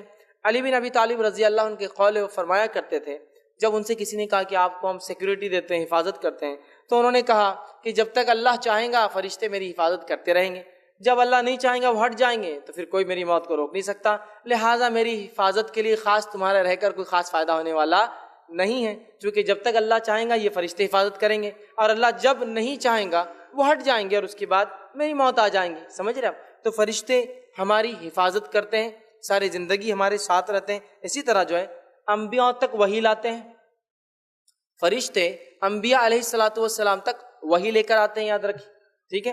اسی طرح جو ہے اس بات کو اللہ رب العزت نے سورہ نمبر 26 آیت میں 193 فرمایا نزل بہ روح الامین، کہ اس فرشتے کو لانے والا ایک امانت دار فرشتہ ہے۔ روح الامین جبرائیل علیہ الصلوۃ والسلام کا ایک نام ہے روح الامین، امانت دار فرشتہ۔ تو یہ انبیاء تک وحی لے کر آتے ہیں۔ اسی طرح لیکن یہ ہر کسی کے پاس، جس کے پاس آتے ہیں وہ نبی ہونا ضروری نہیں ہے، اس کی تفصیلات میں پہلے ڈسکس کر چکا ہوں۔ تو انبیاء تک یہ وحی لے کر آتے ہیں، لیکن یہ بات بھی جاننا ضروری ہے فرشتے ویسے تو دنیا میں آتے ہیں، جیسا کہ شب قدر میں، آج بھی شب قدر ہو سکتی ہے 21 ہے، تو فرشتے دنیا میں آتے ہیں۔ تنزل الملائکۃ والروح، قرآن نے فرمایا اللہ نے اترتے ہیں اس رات جبرائیل اور دیگر فرشتے، اور کچھ مفسرین لکھتے ہیں چونکہ اس رات اتنے کثرت سے فرشتے اترتے ہیں کہ اسے شب قدر اس لیے کہا جاتا ہے کہ پیر رکھنے کو بھی فرشتوں کو جگہ نہیں ہوتی، اس طرح سے تو آتے ہیں۔ لیکن بہت سارے لوگ بہت سارے کاموں میں یہ باتیں لکھتے ہیں، ایسے قصے بیان کرتے ہیں کہ فلاں کام فرشتے نے کر دیا، فلاں کام فرشتے نے کر دیا۔ جیسے کوئی صاحب بیمار تھے تو ان کو فرشتہ پانی لا کے پلا دے رہا، اور وہ بھی جبرائیل علیہ السلام لا کے پانی پلا رہے ہیں، ٹھیک ہے۔ تو ایسے کام نہیں کرتے فرشتے۔ کوئی ہے بول رہا کہ ہمارے تمبو فرشتے آ کے باندھ کے چل جا رہے، پروگرام ہو رہا کہیں تو وہ تمبو والے فرشتوں نے کھڑا کر دیا، انسانوں میں سے تو کوئی دعویٰ ہی نہیں کر رہا کہ اس نے بنایا یہ۔ تو بھیا وہ آتے ہیں لیکن ایسا ہر کسی کے پاس اور ہر کام کے لیے نہیں آتے ہیں، ٹھیک ہے۔ شب قدر کو اترتے ہیں، ٹھیک ہے، رحمت لے کر آتے ہیں، رحمت کے فرشتے ان کو کہتے ہیں، موت لے کر آتے ہیں، تو ایسا ہوتا ہے لیکن ہر چیز کے لیے نہیں، ٹھیک ہے۔ تو فرشتے اترتے ہیں، انبیاء تک پیغام لے کے آتے ہیں۔ اسی طرح فرشتے اچھے خیالات بھی لاتے ہیں انسانوں کے اندر، جس طرح سے جن، برے جن، شیاطین برے خیالات وسوسوں کے ذریعے ڈالتے ہیں، اسی طرح فرشتے انسانوں میں اچھے خیالات ڈالتے ہیں۔ اور اس کے تعلق سے جو ہے نبی اکرم صلی اللہ علیہ وسلم کی روایت صحیح مسلم کی حدیث ہے، آپ نے فرمایا ہر ایک کے ساتھ قارین ہوتا ہے جن میں سے اور فرشتوں میں سے، ہر ایک کے ساتھ قارین ہوتا ہے، چپکا ہوا کوئی پیچھے ہوتا ہے ہمیشہ، جنوں میں سے اور فرشتوں میں سے۔ تو انسان جیسے ہی پیدا ہوتا ہے شیطان اپنے گروہ میں سے ایک کو اس کے پیچھے لگا دیتا ہے زندگی بھر کے لیے، اور اسی طرح رحمان اللہ تعالیٰ اپنے طرف سے ایک فرشتہ لگا دیتا ہے ساری زندگی۔ وہ قارین جو شیطان میں سے ہوتا ہے ساری زندگی وسوسے ڈالتا ہے، اس کے وسوسوں کو آپ محسوس کر سکتے ہیں۔ فجر کے ٹائم پر ابھی تو بہت دیر ہے، اذان تو ہوئی، آدھے گھنٹے بعد جماعت کھڑی ہوں گی، سو جاؤ، ارے ابھی تو 2 بال باقی ہے، دیکھ کے چلے جاتا ہوں، آخری رکعت تو کیسے بھی مل ہی جائیں گی 2 بالوں کے بعد۔ وہ وسوسوں کو آپ محسوس کر سکتے ہیں۔ اسی طرح یہ فرشتے اچھے خیالات ڈالتے ہیں، انسان اچھے خیالات، گڈ تھاٹس ڈالتے ہیں، جیسا ڈیولز شیطان جو ہوتا ہے وہ برے خیالات ڈالتے ہیں۔ تو ہر ایک کے ساتھ جن اور فرشتوں میں سے ایک قارین زندگی بھر ہوتا ہے، وہ جنوں والا برے حکم دیتا ہے اور وہ فرشتوں والا ہمیں اچھی اچھی باتیں کرنے کا حکم دیتا ہے، اچھے خیالات ہم میں لاتا ہے، یاد رکھیں، ٹھیک ہے۔ اسی طرح ابن آدم کے اچھے اور برے اعمال لکھتے ہیں فرشتے، انسانوں کے اچھے اور برے اعمال لکھتے ہیں فرشتے، یاد رکھیے، ٹھیک ہے۔ اور اللہ رب العزت نے سورہ انفطار سورہ نمبر 82 آیت نمبر 10 اور 10 سے لے کر 12 میں کہا، اللہ فرماتا اور کہتا ہے وَإِنَّ عَلَيْكُمْ لَحَافِظِينَ كِرَامًا كَاتِبِينَ، اور تم پر نگہبان ہیں کرامن کاتبین، دو اکرام والے جو لکھتے ہیں. کرامن کاتبین کو فرشتے کے نام نہیں ہے، اسے لوگ بولتے کرامن ادھر کاتب ادھر رہتا، ویسا نہیں ہے. کرامن کاتبین اکرام والے دو جو لکھتے ہیں، وہ محافظ ہیں انسانوں پر. تو ہمارے نام اعمال کو کنٹینیوس لکھتے ہیں اور شفٹس میں لکھتے ہیں، آتے اور جاتے ہیں.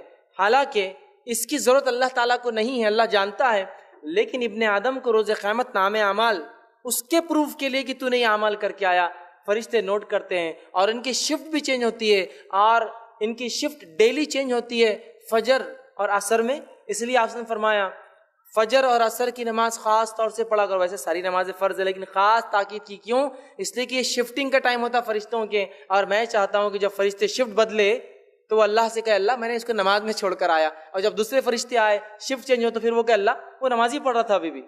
تو ڈیلی شفٹ کب چینج ہوتی ہے؟ فجر اور عصر میں. ویکلی شفٹ ان کی کب چینج ہوتی ہے؟ پیر اور جمعرات. اسی لیے آپ نے فرمایا کہ میں پیر اور جمعرات کا روزہ رکھتا ہوں. کیوں؟ تو یہ فرشتے شفٹ چینج کرتے ہیں، ویکلی شفٹ. ڈیلی شفٹ فجر اور عصر، ویکلی شفٹ پیر اور جمعرات. اس لیے آپ سب جمعرات اور پیر کا روزہ رکھتے ہیں. کیوں رکھتے ہیں؟ اس لیے کہ وہ کہتے ہیں جب وہ فرشتے شفٹ میں جائے عمل لے کے تو کہ اللہ روزے کی حالت میں پایا، جب دوسرے شفٹ بدلے تو کہ اللہ روزے کی حالت میں پایا. تو نماز کی حالت، روزے کی حالت. تو ویکلی شفٹ ہے. اسی طرح منتھلی شفٹ بھی ہوتی ہے اور ایئرلی شفٹ بھی چلتی ہے ان کی. بہرحال خیر تفصیلات کا موقع نہیں ہے. بہرحال تو فرشتے نگہبان ہوتے ہیں، اعمال کو لکھتے ہیں. انسانوں کو آزمانے آتے ہیں. اللہ تعالیٰ انسانوں کو آزمانے بھیجتا ہے. جیسے کہ صحیح بخاری اور صحیح مسلم کی روایت ہے، بنی اسرائیل میں 3 لوگ تھے. ایک کوڑی تھا جسم جس کا خراب ہو جاتا ہے، کلر بدل جاتا ہے، ایک دم سفید ہو جاتا ہے. دوسرا فرمایا وہ شخص تھا جو اندھا تھا، اور تیسرا وہ شخص تھا جو جس کو بال نہیں تھے. تینوں کے پاس اللہ نے فرشتوں کو بھیجا، تینوں کی آزمائش کی. کوڑی کے پاس گئے، کہا کہ کیا چاہیے تمہیں، کیا معاملہ؟ اس نے کہا بڑا غربت فلاں ہے، اور اگر اللہ میرا کوڑ کا مرض دور کر دے تو بس اس سے زیادہ تو کوئی بات ہی نہیں ہو سکتی اچھی. فرشتہ کہتا جا یہ میں کر دیتا ہوں. اور پھر پوچھتا اور کوئی خواہش؟ تو کہتا ہے ہاں مجھے اگر اونٹ مل جاتا ہے، ایک تو بڑا ہوتا ہے، وہ کہتا جا یہ خواہش تیری اللہ پوری کرتا ہے. ایک اونٹ دیتا ہے اور اللہ خوب مال و دولت دیتا ہے. دوسرے کے پاس جاتا ہے، اس کو جو ہے کہتا ہے تجھے کیا چاہیے، کیا معاملہ؟ وہ کہتا ہے کہ میرا جو ہے معاملہ اگر بینائی آ جاتی تو اچھا ہوتا، بینائی دے دیتا ہے. کہتا ہے کیا چاہیے؟ تو کہتا ہے بکری، وہ دے دیتا ہے. تیسرے کے پاس جاتا ہے، کہتا ہے کیا چاہیے؟ تو کہتا ہے اگر مجھے بال ہو تو میں بڑا خوبصورت لگوں تو تھوڑا سا اس کا ہو جائے، تو اس کو بال مل جاتے ہیں اور اس کو ایک جانور دے دیا جاتا ہے. اور اس کے بعد پھر وہ فرشتہ آتا ہے مانگنے کے لیے واپس. جب 2 انکار کرتے اور ایک دے دیتا ہے تو وہ 2 کو پھر وہی حالت میں کر دیتے فرشتے جیسے وہ پہلے تھے. تو یہ حدیث سے پتہ چلتا ہے فرشتے آزمانے کے لیے آتے ہیں تو وہ اللہ بھیجتا ہے. اسی طرح صحیح مسلم کی روایت ہے، ایک شخص اپنے گھر سے نکلا، ایک کسی سے ملنے جا رہا تھا. ایک فرشتہ اور کہا کیا تو اس سے ملنے اس لیے جا رہا ہے کہ تجھ پر کوئی اس نے احسان کیا تھا؟ وہ کہتا نہیں. کیا اس لیے جا رہا تھا کہ کوئی قرض ادا کرنا ہے یا کوئی رشتہ داری ہے؟ وہ کہتا نہیں، میں صرف اس لیے ملنے جا رہا ہوں اس شہر سے اس شہر تاکہ میں اپنے مسلمان بھائی سے ملوں. فرشتہ کہتا اللہ کو تیری ادا پسند آئی کہ تو خالص اپنے بھائی کو ملنے کی نیت سے نکلا، اللہ نے تیری مغفرت کر دی. تو یہ انسانوں کے آزمائش کے لیے آتے ہیں. ٹھیک ہے، تو آزمائش کے لیے آتے ہیں، اور بہت ساری روایتوں میں آپ کو واقعات ملیں گے. اسی طرح جو ہے ہاروت اور ماروت کا واقعہ تو مشہور ہے، جو اللہ رب العزت نے سورہ بقرہ سورہ نمبر 2 آیت نمبر 102 میں بیان کیا.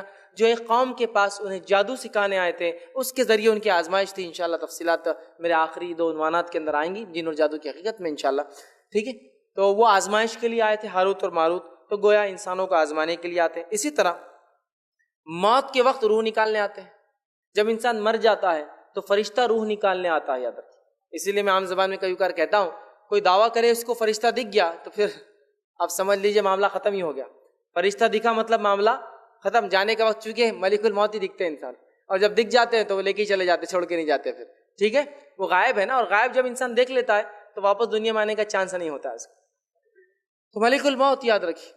اور یہ وہ فرشتے جو گھات لگائے بیٹھے رہتے ہیں، اللہ جب حکم دیتا ہے موت کا آ جاتے ہیں اور اس کی موت نکال کر کبھی انڈیویجول اور بہت سے روایت میں ٹیم ورک بھی کرتے ہیں، بہت ساری فرشتوں کے ساتھ آتے ہیں. جیسا نیک انسان کو لینے آتے ہیں تو اچھی شکل کے فرشتوں کو ساتھ لاتے ہیں، برے انسانوں کو لینے آتے ہیں تو گندی گندی چہروں کے جو سخت چہروں کے فرشتوں کو لے کے آتے ہیں، اور نیک انسان کو خوشخبری کے ساتھ نکالتے ہیں. برے انسان کو خوب مار ٹھوک کر جو ہے اس کو خوب مار کے، چونکہ اس کو پتہ چل جاتا ہے، اس کی ٹھکائی کر کے اس کو کہیں گے، خوب پیٹتے ہیں اس کو اور اس کو باہر نکالتے ہیں.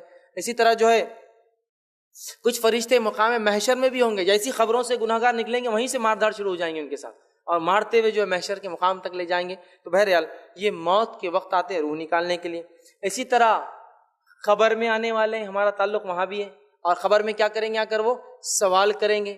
وہ کون ہے جو 2 سوال کریں گے؟ منکر اور نکیر ہے، ٹھیک۔ اور ایک عجیب بات ہے کہ اگر کبھی کوئی درس جن کا بھی ہوتا، جنوں کا، تو میں سمجھتا اکثر اس میں صرف ڈر رہے ہوں گے بازو کون آ گیا کہ انہیں تو نہیں ہے، یہ فلاں ہے، یہ حالت ہے۔ فرشتے جو برکت لاتے ہیں، رحمت لاتے ہیں، زندگی دے کے جا رہے ہیں، موت کے وقت آئیں گے، خبر میں بھی آنے والے، محشر میں بھی آ جائیں گے، جنت کو بھی سنبھال رہے، جہنم کو، ان سے کوئی تعلق قائم کرنا ہی نہیں چاہتے ہم لوگ،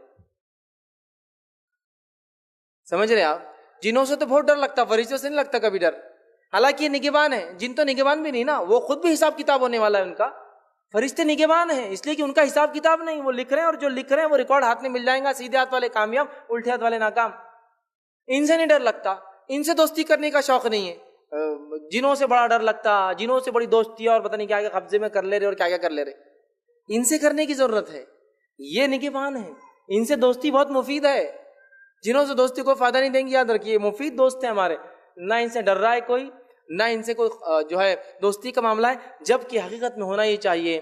اب دیکھیے اگر ہائر اتھارٹی نے کسی کو نیچے لوئر اتھارٹی کو اپوائنٹ کر دیا کہ جا کے سوال کرو، تو کچھ نہ کچھ تو رابطہ ہونا چاہیے پہلے سے، تو فرشتوں سے اگر اچھے تعلقات بنانا ہے تو یہ نیک اعمال کی بنیاد پہ ان سے تعلقات بنتے، باقی رشوت وغیرہ نہیں چلتی، ان کو اوپر نیچے کا نہیں چلتا، 2 نمبر کا نہیں چلتا، ان کو پیور صرف اچھے اعمال چلتے، اچھے اعمال ہے تو یہ خود دوست بن جاتے ہیں، اور برے اعمال ہے تو بس پھر تو بہت برا حال کریں گے، تو قبر میں آ جاتے ہیں، کیوں آتے ہیں؟ سوال اور جواب کرنے۔ اسی طرح قیامت کے دن آ جائیں گے، جیسی خبروں سے لوگ نکلیں گے فرشتے آ جائیں گے اور پکڑ کے لے جائیں گے اور گناہ گاروں کو مارتے ہوئے لے جائیں گے، محشر کے اندر ساتھ ہوں گے، ٹھیک ہے۔ اسی طرح جو ہے آخرت میں ہوں گے، آخرت کے اندر بھی ساتھ ہوں گے، چاہے انسان جنت میں جائے یا جہنم میں، فرشتے دونوں میں، فرشتے دونوں میں۔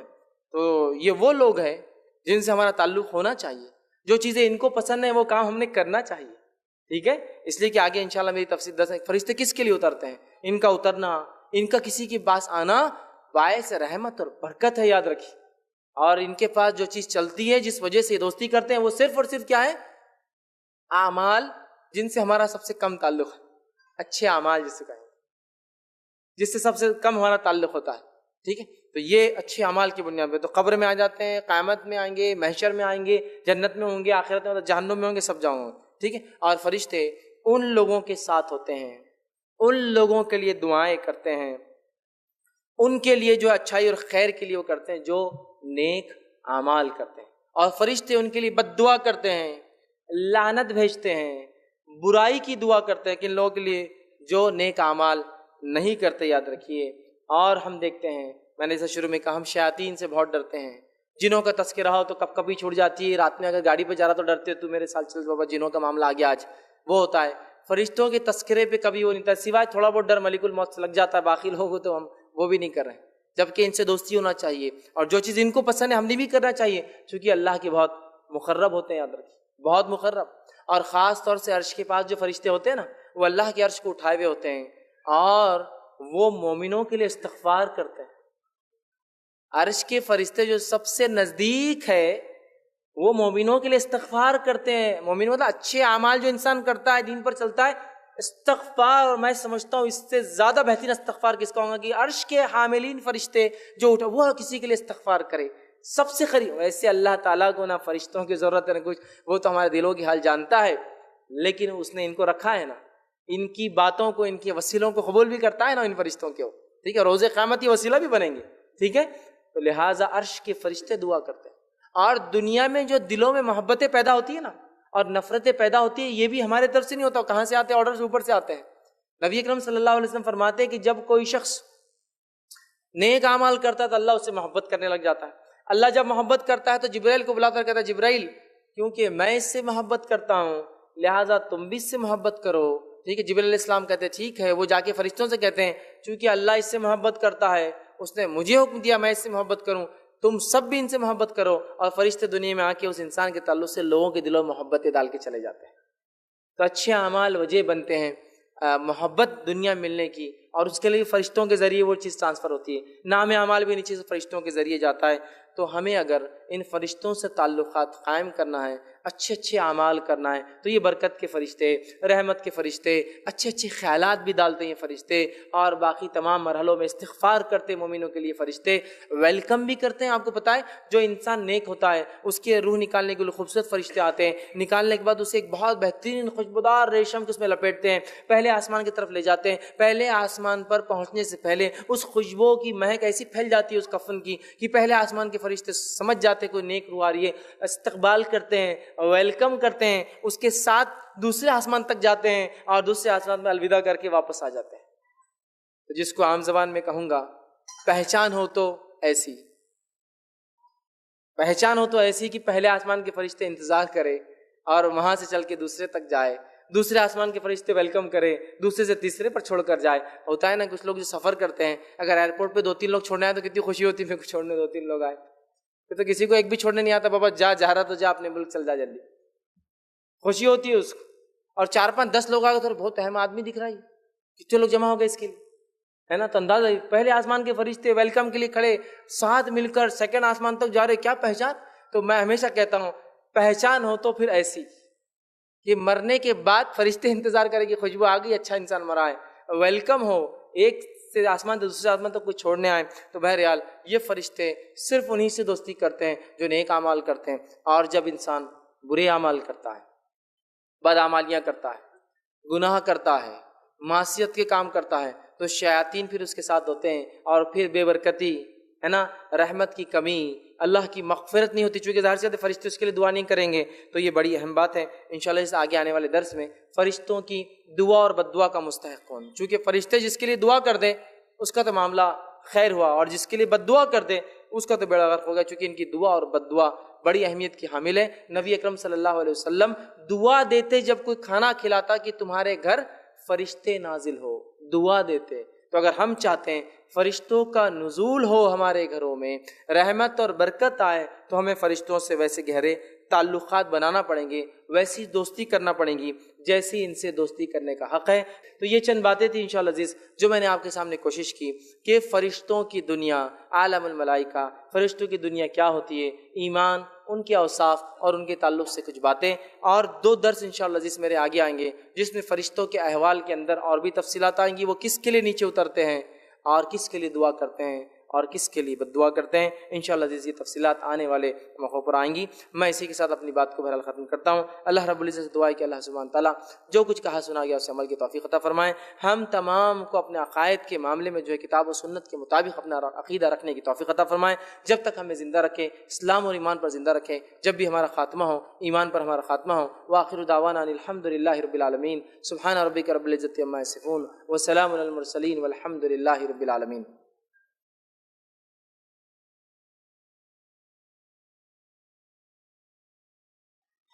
بسم اللہ الرحمن الرحیم، الحمدللہ رب العالمین، والصلاة والسلام علی خاتم النبیین والمرسلین، رب اشرح لی صدری ویسر لی امری واحلل عقدۃ من لسانی یفقہوا قولی۔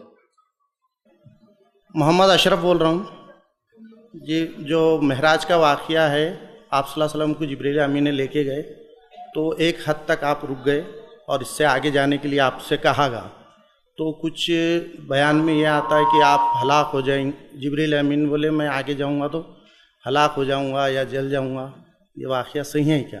اور دوسرا یہ تھا کہ ہمارے ایک دوست نے، ان کے دادی تھے جو بہت عبادت گزار تھے، تو ان کا وقت آ گیا تھا موت کا، تو انہوں نے فرشتوں کو دیکھے تھے اور واپس کر دیے تھے، تو یہ بھی واقعہ صحیح ہے۔ بھائی نے ایک سوال کیا کہ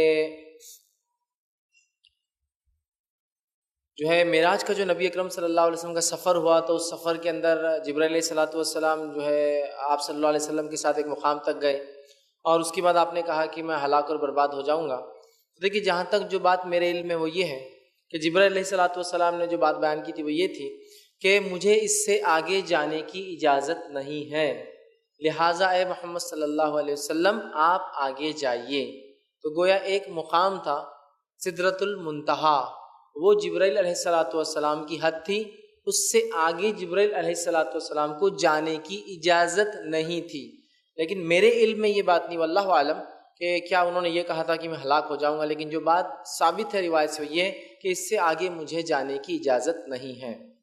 دوسرا سوال کا حصہ تھا کہ کسی نے بات کی کہ کوئی شخص کے والدہ تھے یا کوئی رشتہ دار تھے اور ان کے پاس فرشتے آئے موت کے تو انہوں نے واپس کر دیا، ابھی نہیں بھائی بعد میں جائیں گے، تو اس کی کیا حقیقت ہے؟ تو یاد رکھیے ایسا ایک صحیح واقعہ جو روایت میں ملتا وہ ایک ہی واقعہ ہے، اور وہ موسیٰ علیہ السلام کے تعلق سے صحیح مسلم کی روایت۔ موسیٰ علیہ السلام کے پاس فرشتہ آیا ملک الموت، لیکن انسانی شکل میں آیا اور آ کر کہا، اور بغیر اجازت کے آیا۔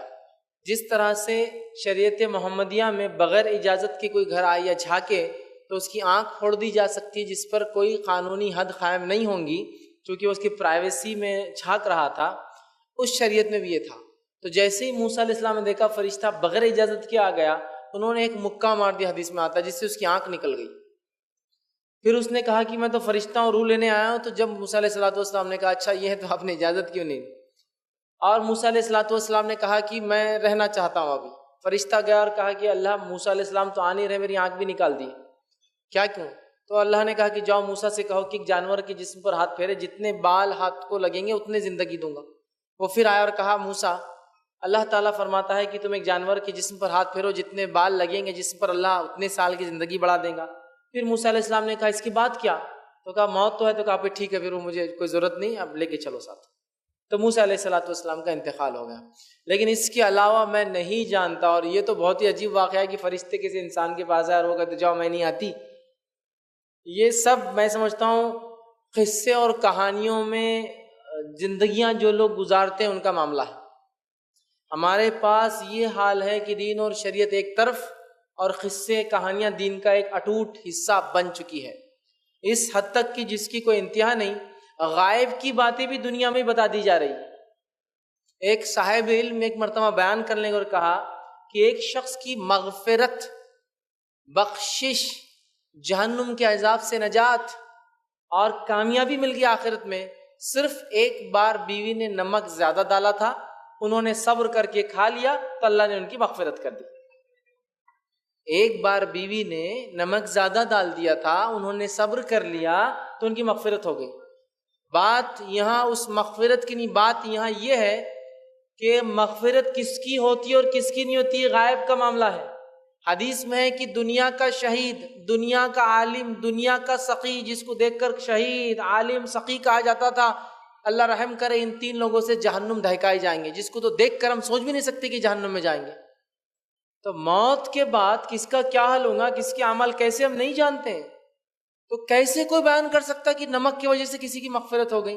تو وہی معاملہ ہے قصے اور کہانیوں کا، کوئی چھلکے پھینک رہا ہے تو مغفرت ہو جا رہی۔ ہاں قرآن اور صحیح احادیث میں اگر یہ بات آ جائے تو تسلیم کرنے میں کوئی حرج نہیں ہے، لیکن یہ بات محمد صلی اللہ علیہ وسلم کے بعد وحی کا سلسلہ بند ہو گیا، اب کوئی نہیں بتا سکتا کس کے ساتھ کیا ہوتا اور کیا نہیں ہوتا قیامت تک، اب نہیں ہے۔ نبی اکرم صلی اللہ علیہ وسلم بتا دے دو لوگوں پر عذاب قبر ہو رہا ہے تو ہو رہا ہے، شیور، بالکل طے والی بات۔ لیکن اب اس کے بعد کوئی یہ نہیں کہہ سکتا ہے کہ ہم اگر فلاں لوگ قبر سے بولے قبرستان سے گزر جائے تو عذاب قبر بند ہو جاتا ہے، بولے ہو، اب نہیں ہو سکتا، کوئی نہیں بتا سکتا، یہ غائب ہے۔ تو وہی معاملہ ہے غائب کی، وہ فرشتے آ گئے انہوں بولے چلے جاؤ۔ میرے بھائی جب فرشتے آ جاتے ہیں وہ ٹائم اپوائنٹڈ ہوتا ہے اور دوبارہ واپس لوٹنے کا موقع نہیں دیا جاتا ہے۔ نیکوکار خوشی خوشی اس کی روح دوڑتی ہے، نکالو کہتی ہے۔ میرا تفصیلی عنوان آ رہا ہے خبر سے آخرت تک، تو تفصیلات انشاءاللہ ڈسکس کریں گے، اس میں ہم لیں گے۔ تو بہرحال کسی کے لیے لوٹ کر واپس نہیں جاتے۔ نیکوکار کی روح خوشی خوشی اندر سے اچھل کود کر نکلتی ہے، اور برے انسان کی روح اندر پھاکتی ہے، دوڑتی ہے، فرشتے کھینچ کھینچ کر نکالتے۔ اللہ محفوظ کرے ایسی موت سے ہمیں۔ تو بہرحال تو یہ حالت ہے، تو کسی کے لیے فرشتہ موت کرا کر واپس نہیں جاتا ہے۔ آپ نے کسی نے سوال کیا کہ آپ نے کہا کہ روز قیامت فرشتے وسیلہ بھی کریں گے، مطلب سفارشی بنیں گے، کہ یہ کس طرح ہوگا، اس کی وضاحت ذرا کر دیجئے۔ تو دیکھیے شفاعت کا جو معاملہ ہے وہ محشر، ٹھیک ہے، مطلب جو ہے پہلے سور پھونکے جانے سے محشر تک کیا ہوگا اس کی تفصیلات بھی انشاءاللہ جس میرے ایک لیکچر میں آ رہی ہے، ٹھیک ہے، حشر سے حساب تک، یا حساب سے حشر تک اس میں لوں گا میں۔ مختصر بتا دیتا ہوں کہ سب سے پہلے نبی اکرم صلی اللہ علیہ وسلم جائیں گے، اللہ انہیں کچھ دعا سکھائیں گا، آپ سجدہ ریز ہو جائیں گے، اٹھیں گے، اللہ تعالیٰ آپ کی دعا سنیں گا اور آپ سفارش کریں گے، اور ایک بڑی جماعت آپ کی سفارش کے جنت میں چلی جائیں گی۔ اس کو شفاعت کبرا یا شفاعت جو ہے عظما، عظما مطلب بڑی شفاعت کہتے ہیں، وہ چلے جائیں گے، پھر آپ کریں گے اور ایسا بہت دیر تک کریں گے۔ یہ ہونے کے بعد پھر دیگر انبیاء، صلحاء، نیک لوگ، شہید اور فرشتے اور تمام لوگ کریں گے، تو موقع دیا جائے گا سفارش کا۔ لیکن یہ موقع کون دیں گا؟ اللہ جس کے لیے چاہیں گا۔ ہم نے جو سفارشی بنا لیے وہ ہے خود ساختہ، سیلف اپوائنٹڈ ہے ہمارے تو پورے۔ اللہ چاہیں گا تو فرشتے بھی وہاں سفارش کریں گے۔ روایتوں میں آتا ہے ان کی سفارش کیا ہوں گی؟ فرشتے نیک لوگوں کے لیے ابھی استغفار کرتے ہیں، اور روز قیامت نیک لوگوں کے لیے وسیلہ اور سفارشی کے بنیں گے کہ اللہ یہ نیک لوگ تھے، ان کو معاف کر دیا جائے، یہ چلے جائے، تو فرشتے بھی سفارش کریں گے۔ فرشتوں کی سفارش کس کے لیے ہوں گی؟ بات انشاءاللہ عزیز تفصیلی آگے ہم انشاءاللہ عزیز آنے والے درسوں میں اور دیکھیں گے۔ جی السلام علیکم ورحمۃ اللہ وبرکاتہ۔ میرا نام سید ضمیر ہے، میرا شاپ ہے۔ میرا سوال پہلے عنوان سے ہے کہ محرم اور غیر محرم کے تعلق سے اگر کسی لیڈیز کا انتقال ہوتا ہے تو اس کے بعد اس کا شوہر اس کے لیے محرم ہے یا غیر محرم، اور جس طریقے سے شیطان کے وسوسے دور کرنے کے لیے ذکر و اذکار ہوتے ہیں، ویسے فرشتے اچھے خیالات ڈالے یا اس میں آئے تو اس کے لیے بھی کچھ اذکار ہے کیا؟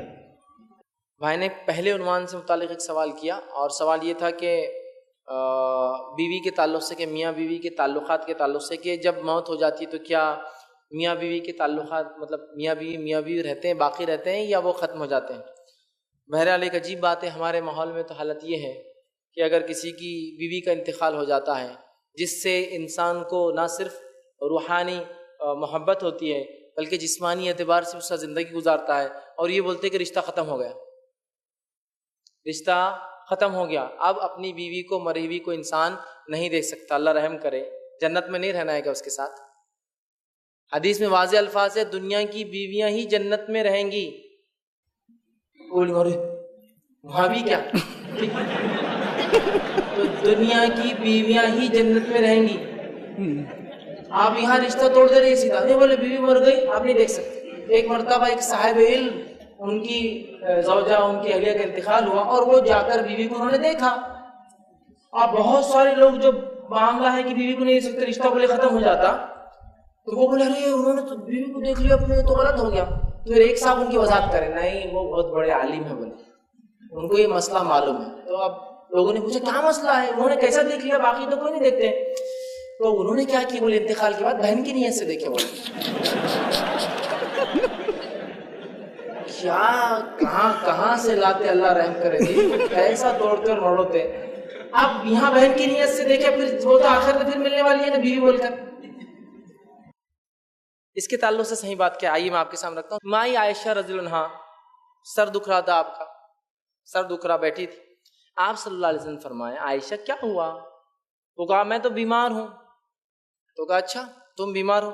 تو انہوں نے سوال کیا، بیوی ہونے کے ناطے، بیویاں سوال کرتی نا شوہر سے، سوال کیا اللہ کے رسول یہ بتائیے اب میں بیمار ہوں، اگر آپ کی زندگی میں مر جاؤں تو کیا کروں گے میرے لیے؟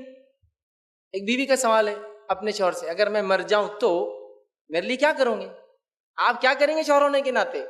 میں عائشہ کو اللہ کے رسول جواب دے رہا، اب یہ میرا جواب نہیں ہے، میں کسی مسلک سے جواب نہیں دے رہا ہوں، میں حدیث کی بات رکھ رہا ہوں اور کوئی فتویٰ بھی نہیں دے رہا ہوں، سیدھا حدیث رکھ رہا ہوں۔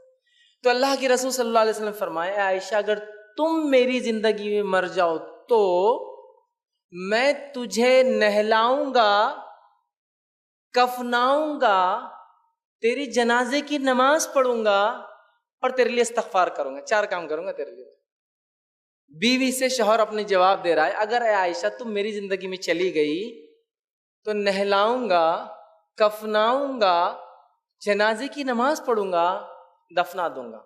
اب اللہ کے رسول صلی اللہ علیہ وسلم بھی تو شوہر سے کہا اے عائشہ تمہاری زندگی میں چلے جاؤں تو تم کیا کروں گی؟ چلو اب بتاؤ شوہر کے لیے، تم نے تو میرے سے پوچھ لیا بیوی کیا کر تم میرے میں، تو کہا اے اللہ کے رسول آپ بھی اگر میرے زندگی میں انتقال کر گئے تو میں آپ کو نہلاؤں گی، کفناؤں گی اور جو ہے آپ کے لیے دعا کروں گی۔ یہ روایت کے تعلق سے میں عائشہ نے بیان کیا، لیکن دوسری امہات المومنین نبی کے انتقال کے بعد صلی اللہ علیہ وسلم میں عائشہ سے پوچھا عائشہ یہ روایت تو تم آج بیان کر رہی ہو، جب کیوں نہیں بولا؟ ورنہ ہم اپنے رسول کو، اپنے شوہر کو غسل دیتی۔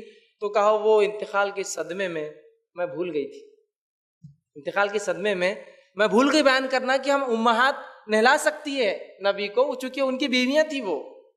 تو دوسری بیوی نے کہا عائشہ تم نے کیوں نہیں بولے جب بولنے کی بات تھی نا، یہ تو اتنا امپورٹنٹ، تو کہا میں غم کی وجہ سے بھول گئی تھی۔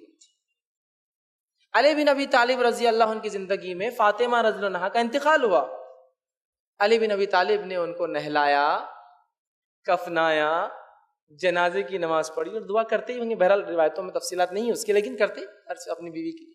سمجھ رہے آپ بات؟ تو کہاں ٹوٹا بھائی رشتہ؟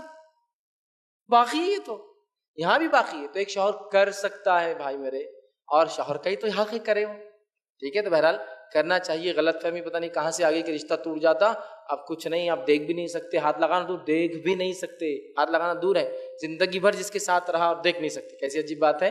بہرحال اسلام ایک دین فطرت کا دین ہے، محبت اور الفت کا دین ہے، تعلقات میاں بیوی کا تو یہاں بھی ہے، اور اگر نیکوکار دونوں جنت میں رہے تو بہرحال وہاں بھی وہ کنٹینیو چلتا رہے گا۔ جی آپ کا دوسرا کوشچن کیا تھا؟ جیسے شیطان کے وسوسے آتے ہیں تو بھائی نے ایک دوسرا سوال کیا تھا، جیسے شیطان وسوسے ڈالتا ہے، بہکاتا ہے، تو ذکر و اذکار سے دور ہو جاتا ہے شیاطین، تو فرشتوں کو لانے کے لیے کیا کریں، مطلب کیا پڑھے کیا کرے؟ تو میں نے بتا دیا، فرشتوں کا نزول آپ چاہتے ہیں کہ وہ آپ کے پاس آئے، برکتیں لائے، آپ کے دوست بنے، تو اس کے لیے آپ کو نیک کام کرنا ہے۔ جیسے کہ آپ فرماتے، صحیح مسلم کی روایت ہے، جب لوگ کسی جگہ جمع ہوتے ہیں تو کچھ فرشتے ہوتے ہیں جو صرف ڈھونڈتے رہتے ہیں ایسی مجلسوں کو جہاں ذکر ہو رہا ہے اللہ کا، تو وہ آتے ڈھونڈتے، اور جو ہی ذکر کو دیکھتے ہیں تو اپنے پر پھیلا کے گھیر لیتے ہیں، پھر اس کے اوپر کے فرشتے ان کو گھیر لیتے ہیں، اس کے اوپر کے فرشتے اوپر، تو آسمان تک وہ ایسے چلے جاتے، گھیرتے گھیرتے گھیرتے، ایک پر ایک، ایک پر ایک، ایک پر ایک، اور وہ مجلس کے لیے دعا کرتے ہیں، استغفار کرتے ہیں، اور جب وہ مجلس ختم ہو جاتی ہے تو اللہ ان سے پوچھتا ہے کیا ہوا آج، کہاں گھوم رہے تھے، کیا ہوا؟ حالانکہ اللہ کو حدیث میں آتا پتہ ہے کیا ہوا، پھر بھی اللہ پوچھتا ہے ان سے۔ فرشتے کہتے ہیں اللہ ایک مجلس مل گئی تھی، ہم وہاں گئے سنے، تو کیا ہوا؟ مجلس کے خاتمے میں لوگوں نے کیا کہا؟ تو مجلس میں وہ تجھ سے دعائیں مانگ رہے تھے، استغفار کر رہے تھے، توبہ کر رہے تھے، جنت طلب کر رہے تھے، اور جہنم کے عذاب سے پناہ مانگ رہے تھے، تو اللہ کہتا تم گواہ رہنا، میں نے سب کو دے دیا وہ جو مانگ رہے تھے اس مجلس میں۔ تو فرشتے کہتے ہیں ارے لیکن اس مجلس میں تو ایک آدمی ایسا تھا جو مجلس میں نہیں آیا تھا، بس چلتے چلتے سوچا بیٹھ جاؤں، تو کہا اس کو بھی میں نے معاف کر دیا۔ اسی لیے علماء لکھتے ہیں وہ مجلسیں جہاں اللہ کا ذکر ہوتا ہے وہ مجلسیں چھوٹی موٹی نہیں ہوتی ہے، وہ یوں ہی چلنے والا بھی بخشا بخشا مطلب مغفرت کر لے جاتا ہے اپنی، ہوتا ہے کبھی۔ تو بہرحال تو فرشتے گھیرتے ہو، دیکھیں ذکر تو ایسے آسمان تک گھیر لیتے ہوں، تو اچھے اعمال ہم کریں گے، اللہ کا ذکر، توبہ، استغفار، نیکی کی طرف لوگوں کو بلائیں گے، برائی سے روکیں گے، تو خود بخود فرشتے ہمارے دوست بنتے ہیں، اچھے خیالات ہمارے دل میں وہ لاتے ہیں۔ لیکن بہرحال اگر آپ چاہ رہے کوئی خاص دعا تو اللہ والا، میرے نظر میں کوئی ایسی دعا نہیں کہ وہ پڑھنے سے فرشتہ ہے، نیک اعمال کیجیے، خود بخود ان کا نزول ہوتا ہے، خود آتے ہیں اور آپ کے لیے دعا کرتے ہیں، اور اللہ تعالیٰ ایسی مجلسوں کو، ایسے لوگوں کو بہرحال بخش دیتا ہے جن کے لیے فرشتے دعا کرتے ہیں۔ جزاک اللہ۔ اگر کسی شخص کو آسمان میں سفید کلر کا کچھ نظر آئے تو کیا وہ فرشتہ ہوں گا؟ کیونکہ وہ پڑھنے کے بعد بھی، اچھا پڑھنے میں تو کچھ تو بھی شاید پڑھا انہوں نے، پڑھنے کے بعد بھی نظر آ رہا تھا، اگر جن تھا تو دور ہو جاتا تھا، جیسے شیاطین اللہ کے ذکر سے دور ہو جاتے ہیں۔ ہم نے اس چیز کو کافی ٹائم تک دیکھا اور ہم ذکر بھی کر رہے تھے۔ دیکھیے سب سے پہلی چیز تو یہ کہ بہت سی بار ہوتا ہے کہ فرشتوں اور جنوں کا جب بھی تذکرہ آتا، سفید رنگ کا کہیں نہ کہیں تذکرہ آتا ہی ہے اس کے ساتھ، سفید کپڑوں میں یہ آ گئے تھے، سفید کپڑوں میں یہ، سفید گھوڑے اور سفید رومال، سفید امامہ اور سب سفید ہوتا ہے۔ دوسرا سوال یہ تھا کہ ہم نے کچھ چیز دیکھی آسمان میں سفید، اللہ عالم کچھ بھی ہو سکتا ہے، بہت ساری چیزیں ہو سکتی ہے، دھواں ہو سکتا ہے، پرندے وغیرہ ہو سکتے جو اڑ رہے ہو، دیگر اور بہت ساری چیزیں ہو سکتی، چونکہ ضروری نہیں کہ آسمان میں کوئی چیز دکھے، تو وہاں یہ بھی ہو سکتا ہے کہ اگر آپ ذکر کر رہے ہوں تو ذکر کی وجہ سے سکینت طاری ہوتی ہے، اور سکینت جو ہے وہ دکھتی ہے، بادل کی شکل میں آ سکتی ہے، جیسا کہ ایک صحابی کے ساتھ ہوا، وہ رات میں قرآن پڑھ رہے تھے، ان کا بچہ بازو سو رہا تھا، گھوڑا بدکنے لگا، اچکنے لگا، اور وہ جلدی جلدی قرآن پڑھنے لگے تاکہ کہیں گھوڑا بدکنے سے بچے پر پیر نہ ڈال دے۔ جب قرآن ختم کی دیکھا ایک سفید بادل، فجر ہوئی تو کہا اللہ کے رسول صلی اللہ علیہ وسلم میں رات قرآن پڑھ رہا تھا اور ایک میرا گھوڑا بدکنے لگا، بچہ تھا ساتھ، تو میں ڈر گیا بچے کو وہ کرنے کے لیے قرآن جلدی ختم کی دیکھا تو آپ نے فرمایا وہ جو تو قرآن پڑھ رہا تھا نا وہ سکینت تھی، وہ سکینت طاری ہو رہی تھی جو تو نے دیکھا، اگر تو پڑھتا رہتا تو تو اسے اور دیکھتا۔ تو میں یہ بھی کہہ سکتا ہوں کہ سکینت ہو سکتی ہے، لیکن فرشتے نظر آئے میں ہرگز نہیں ہو سکتا، فرشتے ہماری دنیا کی آنکھوں سے ہم ان کو نہیں دیکھ سکتے۔ اس امت میں سے کسی نے اگر دیکھا ہے تو بس نبی اکرم صلی اللہ علیہ وسلم نے، اس کے علاوہ ان کی اصلی حالت میں اور انسانی شکل میں آیا تو واللہ اعلم، معلوم نہیں ہو سکتا، اس لیے کہ نبی کے زمانے میں نبی صلی اللہ علیہ وسلم بعد میں بتاتے تھے کہ یہ جبرائیل تھے، یہ فلاں فرشتے تھے، اب تو کوئی بتانے والا، لہٰذا اب کوئی معاملہ نہیں ہوگا، لہٰذا وہ سفید دکھنے والی چیز فرشتہ تو نہیں ہو سکتی۔ رہا معاملہ ہاں جن بھی ہو سکتا ہے، لیکن آپ نے کہا ذکر، تو نیک جن ہو سکتا ہے، مومن تو اس کو ذکر سے کوئی فرق نہیں پڑنے والا آپ کے۔ برے شیاطین ہوتے ہیں جو چلے جاتے ہیں، لیکن وہ تو بہرحال وہ کیا چیز تھی واللہ عالم، لیکن فرشتہ یہ نہیں ہو سکتا۔ جی السلام علیکم، میرا نام سید فراز نہری ہے، میں 12ویں جماعت میں ہوں۔ میرا پہلا سوال یہ ہے کہ آپ نے کہا کہ پہلا سر جو پھونکا جائے گا تو سب ہلاک ہو جائیں گے، تو دوسرا سر کون پھونکیں گا؟ اور جو جس سے سر پھونکا جائے گا وہ انسٹرومنٹ بجا سکتے ہیں؟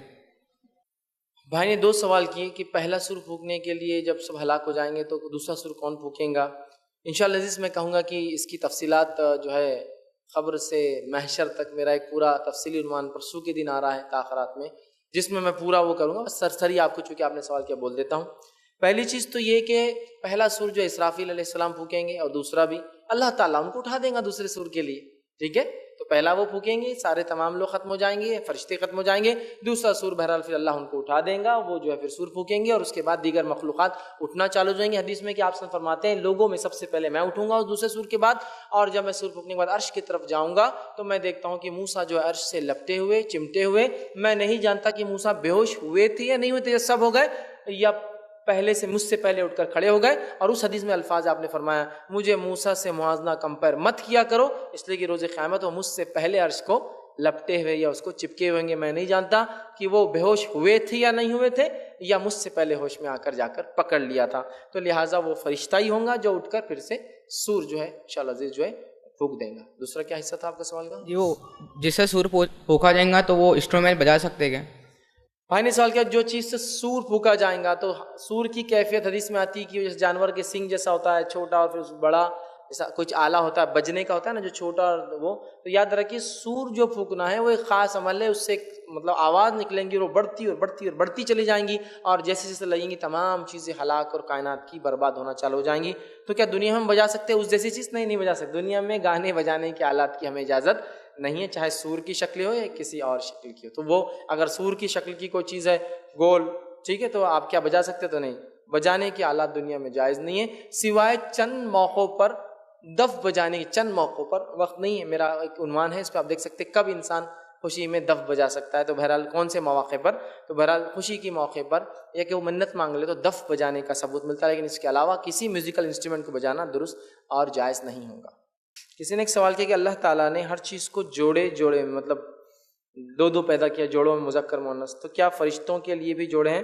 تو فرشتوں کے لیے کوئی تذکرہ جوڑوں کا اور کوئی مؤنث اور مذکر میل فیمیل کی کوئی تفصیلات کتاب قرآن یا سنت میں نہیں آتی، لہٰذا ہم بھی یہی تصور رکھے کہ وہ جوڑے جیسا فرشتے مذکر مؤنث اس قسم کے نہیں ہوتے، تو لہٰذا ان کے جوڑوں کے تعلق سے ہم نہیں کہہ سکتے کہ وہ کیا معاملہ ہوتا، چونکہ ان کا جینڈر میل فیمیل کے تعلق سے کوئی تفصیلات نہیں آتی، اور چونکہ وہ ایک ایسی دنیا ہے یہاں سے سمجھنا ممکن نہیں، چونکہ دنیا میں ہر چیز جوڑوں میں ہوتی ہے، لیکن چونکہ آخرت کی بات ہے واللہ عالم، تو بہرحال لیکن وہ جوڑوں میل اور فیمیل فرشتے نہیں ہوتے ہیں، یاد رکھیے۔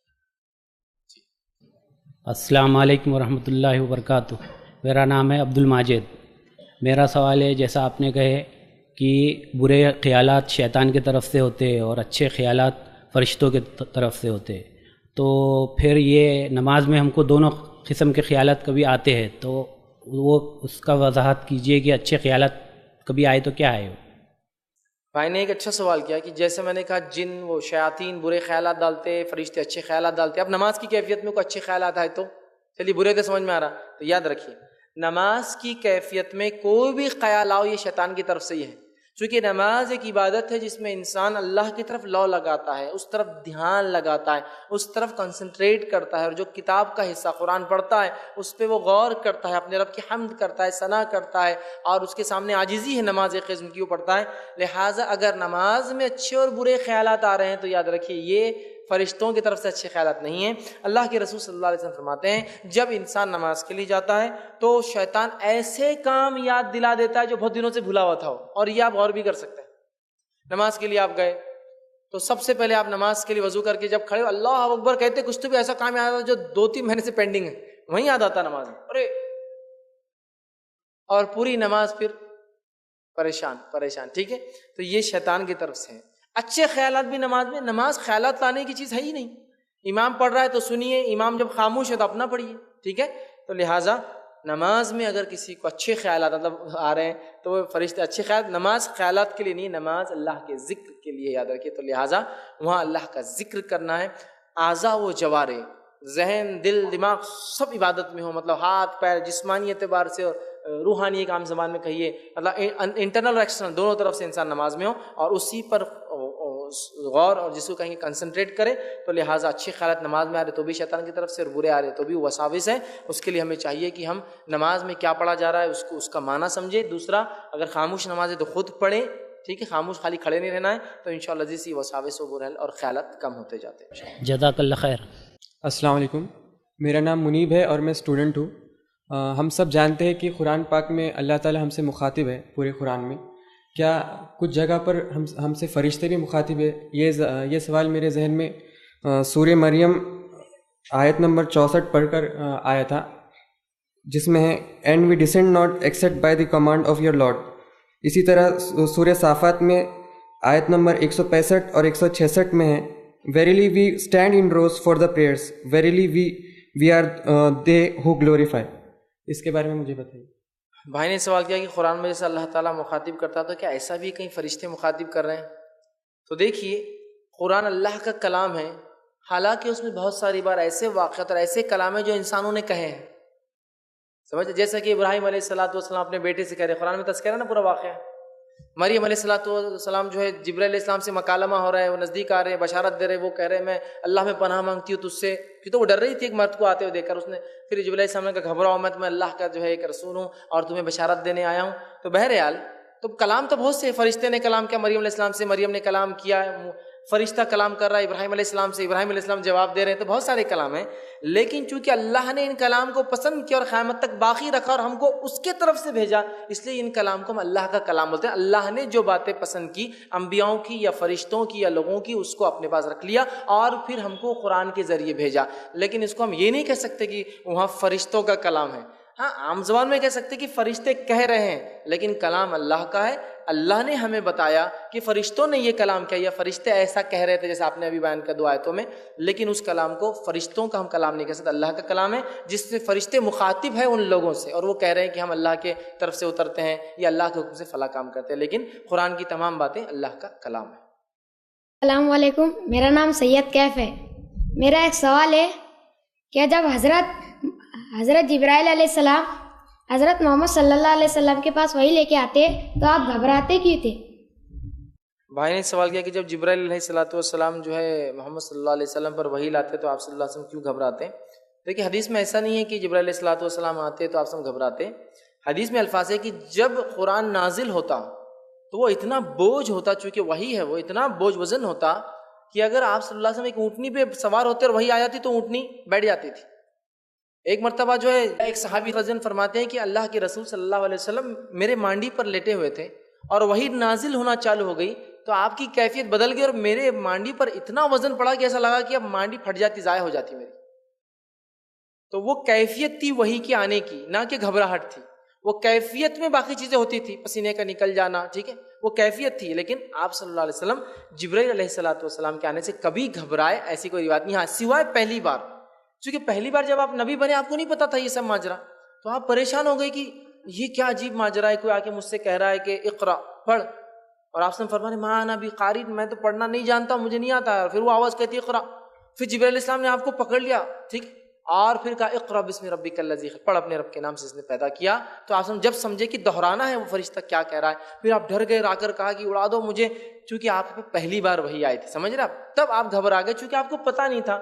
اس کے بعد جب پتہ چل گیا کہ آپ نبی اپوائنٹ ہو چکے ہیں، نبی بن چکے ہیں، تو پھر آپ گھبرائے نہیں۔ لیکن ہاں، جب وہی اس کے بعد بھی آتی رہی، وہ ایک کیفیت طاری ہوتی وہی کی وجہ سے، جس سے اونٹنی پہ سوار ہوتے بیٹھ جاتی، پسینے کی حالت ہو جاتی، یا کسی پر آپ جیسا لیٹے تھے تو وہ وزن جیسا ایک کیفیت ہوتی۔ لیکن گھبرانے کی شکل وہ پہلی بار تھی جب پہلی بار جبرائیل علیہ السلام آئے تھے، چونکہ آپ سے ان کو پتہ نہیں تھا کہ وہ نبی ہے۔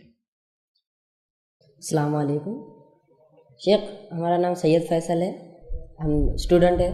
ہمارا سوال تھا کہ جو دنیا میں آزمائشیں ہوتی ہے، تکالیف جو ہوتے ہیں، تو جو آزمائش ہوتی ہے تو وہ فرشتوں کی طرف سے ہوتی ہے۔ جس طرح ہاروت اور ماروت جادو سکھانے کے لیے آزمائش کے لیے گئے تھے، اس طرح جو تکلیف ہوتی ہے، جو آزمائشیں ہوتی ہے، وہ فرشتے کرتے ہیں کیا؟ بھائی نے ایک سوال کیا کہ جو آزمائش دنیا میں آتی تو کیا وہ فرشتوں کی طرف سے ہوتی؟ دیکھیے کچھ خاص فرشتے ہوتے ہیں جو لوگوں کو آزمانے، قوموں کو آزمانے آتے ہیں، لیکن ہر آزمائش فرشتوں کی طرف سے نہیں آتی ہے۔ آزمائش کے ذریعے اللہ انسانوں کو بنا دیتا ہے۔ کسی انسان کی آزمائش فرشتوں کے ذریعے بھی ہو سکتی ہے، جنوں کے ذریعے بھی ہو سکتی ہے کہ جن تکلیف دے رہا ہے، انسان پڑوسی ہے فلاں تکلیف دے رہا ہے، یہ بھی ہو سکتی ہے۔ لہٰذا ہمارا یہ کہنا ہے کہ کیا ہر آزمائش تو نہیں، ہر آزمائش فرشتوں کی طرف سے نہیں ہوتی۔ ہاں کچھ آزمائش انفرادی طور سے اور کچھ قوموں کی آزمائش اللہ نے فرشتوں کے ذریعے لی، لیکن ہر آزمائش فرشتوں کے ذریعے نہیں ہوتی ہے۔ السلام علیکم، میرا نام جہانگیر ہے۔ اللہ تعالیٰ نے دنیا میں دن اور رات کا نظام 24 گھنٹے میں بنایا، تو فرشتوں کے لیے کیسا بنایا ہے؟ میرا یہ سوال ہے۔ بھائی نے سوال کیا کہ جیسے ہمارے دن اور رات 24 گھنٹے کے، تو فرشتوں کے لیے کیا معاملہ ہے؟ تو کہ چونکہ فرشتے دیکھیے ٹائم زون کے ادھر رہتے ہیں، دن و رات کا معاملہ ہمارے ٹائم زون کا ہے 24 گھنٹے کا دن، لیکن یہاں سے نکل کے مارس پر چلے جائے تو وہاں کا دن مختلف ہوتا ہے ہمارے دن سے۔ مرکیوری چلے جائے جو سب سے پہلا جو ہے اس کا دن بہت چھوٹا ہوتا ہے۔ اسی طرح آپ جتنے دور جائیں گے دن مختلف ہوتے ہیں، تو دن اور رات 24 گھنٹے کا یہ ہمارے لیے ٹائم زون، لیکن جب ہم دنیا سے گزر جاتے ہیں، مر جاتے ہیں، تو ٹائم زون سے نکل گئے ہم، یہ پیمائش 24 گھنٹے اور یہ سب وہاں نہیں بچتے ہیں۔ واللہ عالم، ہم نہیں جانتے ہیں، لیکن ایک بات جو ہم جانتے ہیں قرآن سے وہ یہ ہے کہ فرشتے اس روز جو قیامت دن اتریں گے تو وہ ہماری گنتی کے اعتبار سے 1000 سال کا دن ہوگا، اور دوسری آیت میں بیان ہوتا ہے کہ انسانوں کے لیے اس روز قیامت کے دن ایک دن جو ہے 50,000 سال کے برابر ہوگا۔ ہماری گنتی کے اعتبار سے آخرت کا ایک دن 50,000 ایئرس کا ہوگا، 50,000 سال، اور فرشتوں کے لیے 1000 سال۔ لیکن ہم یہ نہیں جانتے کہ ان کا دن رات کیسی ہوتی ہے، ہم تو یہ بھی نہیں جانتے دن رات ہوتی ہے نہیں ہوتی ہے ان کے لیے، وہ ٹائم زون سے ادھر کی بات ہے۔ لہٰذا واللہ عالم، ہم نہیں جانتے۔ انسان جب دنیا سے چلا جائیں گا، آخرت قائم ہو جائیں گی، جنت میں چلے جائیں گے، تو ایسے بہت سارے سوالات ہیں جو انشاءاللہ حدیث وہاں ہم پوچھ سکتے ہیں، یہ کیسا ہوتا تھا، وہ کیسے ہوتا تھا۔ بہرحال واللہ عالم، ہم نہیں جانتے اس کا کیا معاملہ ہے۔ السلام علیکم، ابلیس جو ہے وہ مشرک ہے یا کافر ہے؟ تو میرا سوال پورا نہیں ہے۔ اگر سے وہ کافر نہیں ہے، وہ کافر ہے اور مشرک نہیں ہے، تو جو جس طرح سے عذاب جاریہ ہوتا ہے اور ثواب جاریہ ہوتا ہے، تو وہ شرک کی جو ایجاد کی ہے اس نے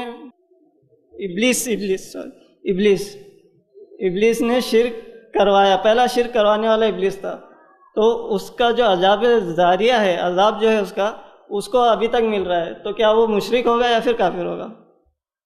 دیکھیے بھائی نے سوال کیا ابلیس کے تعلق سے کیا وہ مشرک ہے کافر؟ تو دیکھیے ابلیس جو ہے وہ کافر ہے، اس نے کفر کیا انکار کر کے، لیکن وہ مشرک نہیں ہے، وہ شرک نہیں کرتا ہے کبھی، چونکہ وہ اللہ کو دیکھ چکا ہے اور اس کی وحدانیت کا تو اس کو پتہ ہے کہ اللہ ایک ہے۔ لیکن بھائی کا سوال ہے تو پھر وہ دوسری قوموں کو تو شرک میں ڈالتا ہے، تو ہاں چونکہ وہ دوسری قوموں کو شرک میں ڈالتا ہے اس لیے کہ وہ کیا چاہتا ہے کہ انما یدعو حزبہ لیکون من اصحاب السعیر، وہ خود کو اور اپنے حزب کو، جو لوگ اس کی بات مانتے ہیں، بنانا چاہتا ہے بھڑکتی ہوئی آنکھ کا ایندھن۔ تفصیلات انشاءاللہ میرے اگلے موضوع جن کی حقیقت میں آئیں گی، تو وہ ہم کو بھڑکتی ہوئی آنکھ کا ایندھن بنانا چاہتا ہے، لہٰذا وہ شرک کرواتا ہے، اور جتنے گناہ ابلیس کرواتا ہے اپنے ذریعے، اپنی فوج کے ذریعے، تمام لوگوں کے اس گناہ کا ایک حصہ اس کو بھی شفٹ ہوتا ہے اور اس کو عذاب جاریہ ملتا رہے گا۔ تو آپ کا سوال کیا وہ کافر ہے؟ تو ہاں وہ کافر ہے، لیکن کیا اس نے شرک کیا؟ تو نہیں، وہ شرک نہیں کرتا ہے، لیکن دوسروں کو کرانے کی وجہ سے اس کو عذاب جاریہ ان تمام کے گناہ کا ایک حصہ ملتا رہے گا، اور اس وجہ سے وہ جہنم میں چلے گا۔ السلام علیکم، میرا نام خادری نعمت اللہ ہے سر، میرا ایک میڈیکل شاپ ہے۔ مجھے یہ پوچھنا تھا کہ ہم جو خواب دیکھتے ہیں تو اس میں کوئی فرشتوں کا رول ہوتا ہے کیا؟ کیونکہ کبھی کبھی ہم ایسی کچھ چیز دیکھتے ہیں جو میلوں دور ہونے کی ہوتی ہے اور خواب میں آتی ہے وہ، لیکن دوسرے تیسرے دن ہم کو وہ حقیقت میں تبدیل ہوتی نظر آتی ہے، تو اس میں فرشتوں کا کچھ رول ہوتا ہے کیا؟ بھائی نے ایک سوال کیا کہ خواب کے اندر فرشتوں کا کوئی رول ہے؟ دیکھیے نبی اکرم صلی اللہ علیہ وسلم فرماتے ہیں خواب 3 قسم کے ہوتے ہیں۔ پہلا خواب جس کو دیکھ کر انسان خوش ہو، وہ رحمان کی طرف سے ہوتا ہے، جو بھی خواب آپ کو دیکھے اچھا لگے، خوشی ہو، رحمان کی طرف سے ہوتا ہے۔ آپ سے فرماتے ہیں اس خواب کو وہ نیک لوگوں کو بتائے انسان، ٹھیک ہے جی۔ دوسرا فرماتے ہیں ایک خواب ہوتا ہے جو شیطان کی طرف سے ہوتا ہے، اس خواب کی علامت پہچانی ہے کہ وہ خواب دیکھ کر انسان ڈر جاتا ہے۔ تو آپ سے فرماتے ہیں جس خواب کو دیکھ کر ڈرو وہ شیطان کی طرف سے، اس خواب کو کبھی لوگوں کو نہیں بتانا، کیونکہ اس سے آپ کا ڈر لوگوں میں پھیل جائے، معلوم ہو جائیں گے ڈرتا ہے اس چیز سے۔ تیسرا فرماتے ہیں خواب وہ ہوتا ہے جو نفسیات، سائیکالوجی، ہیومن، کچھ بھی دیکھتا ہے انسان، خواب میں بھاگنا نہیں آ رہا، شیر پیچھے لگ گیا، سائیکل چلانا آ رہی نہیں، سوئمنگ جم رہی نہیں، حالانکہ بیسٹ سوئمر ہے لیکن خواب میں سوئم نہیں آتا ہے نا، تو یہ نفسیات ہوتی ہے اس کی، ٹھیک ہے۔ تو نفسیات سے یہ خواب ہوتے ہیں، لیکن فرشتوں کا چونکہ آپ نے رول کہا، حدیث میں کہیں فرشتوں کا رول خواب میں نہیں آتا ہے، رحمان کی طرف سے शैतान की तरफ से नफ्सियात, साइकोलॉजी, लेकिन उसमें फरिश्तों का तस्करा चूंकि नहीं है, तो लिहाजा मेरे लिए बोलना मुमकिन नहीं कि क्या फरिश्तों का रोल ख्वाब में होता, अच्छे ख्वाब में, वल्लाह आलम। तो कुछ चीज़ ऐसी हमें मालूम पड़ जाती है कि एग्जैक्ट वो बहुत दूर होती है एग्जैक्ट। अच्छा, सवाल का ये भी हिस्सा था कि एक चीज़ है जो भाई को इस ख्वाब के जरिए पता चली बहुत दूर है, ठीक है, बाद में बताइए। तो इस ताल्लुक से आप फरमाते हैं कि एक सहाबिया थी या एक सहाबी थे, मैं भूल रहा हूँ गालिबन, तो एक मरतबा जो वो रो रही थी, आपने कहा कि तुम क्यों रो रही हो, तो कहा कि आप दुनिया से चले जाएंगे तो वही का सिलसिला बंद हो जाएगा, वही का सिलसिला बंद हो जाएगा, ठीक है। तो आपने फरमाया खुश हो जाओ, ख्वाब जो है वही का 1/30 या 1/38 या 1/40 इस तरह से रिवायत के अल्फाज है, वही का हिस्सा है। मतलब ये है अल्लाह ताला ख्वाब के जरिए ऐसी बातें बता सकता है जो होने वाली है, और वो बात तभी पता चलती है जब इंसान को वो ख्वाब दिखकर वो चीज हो जाती है।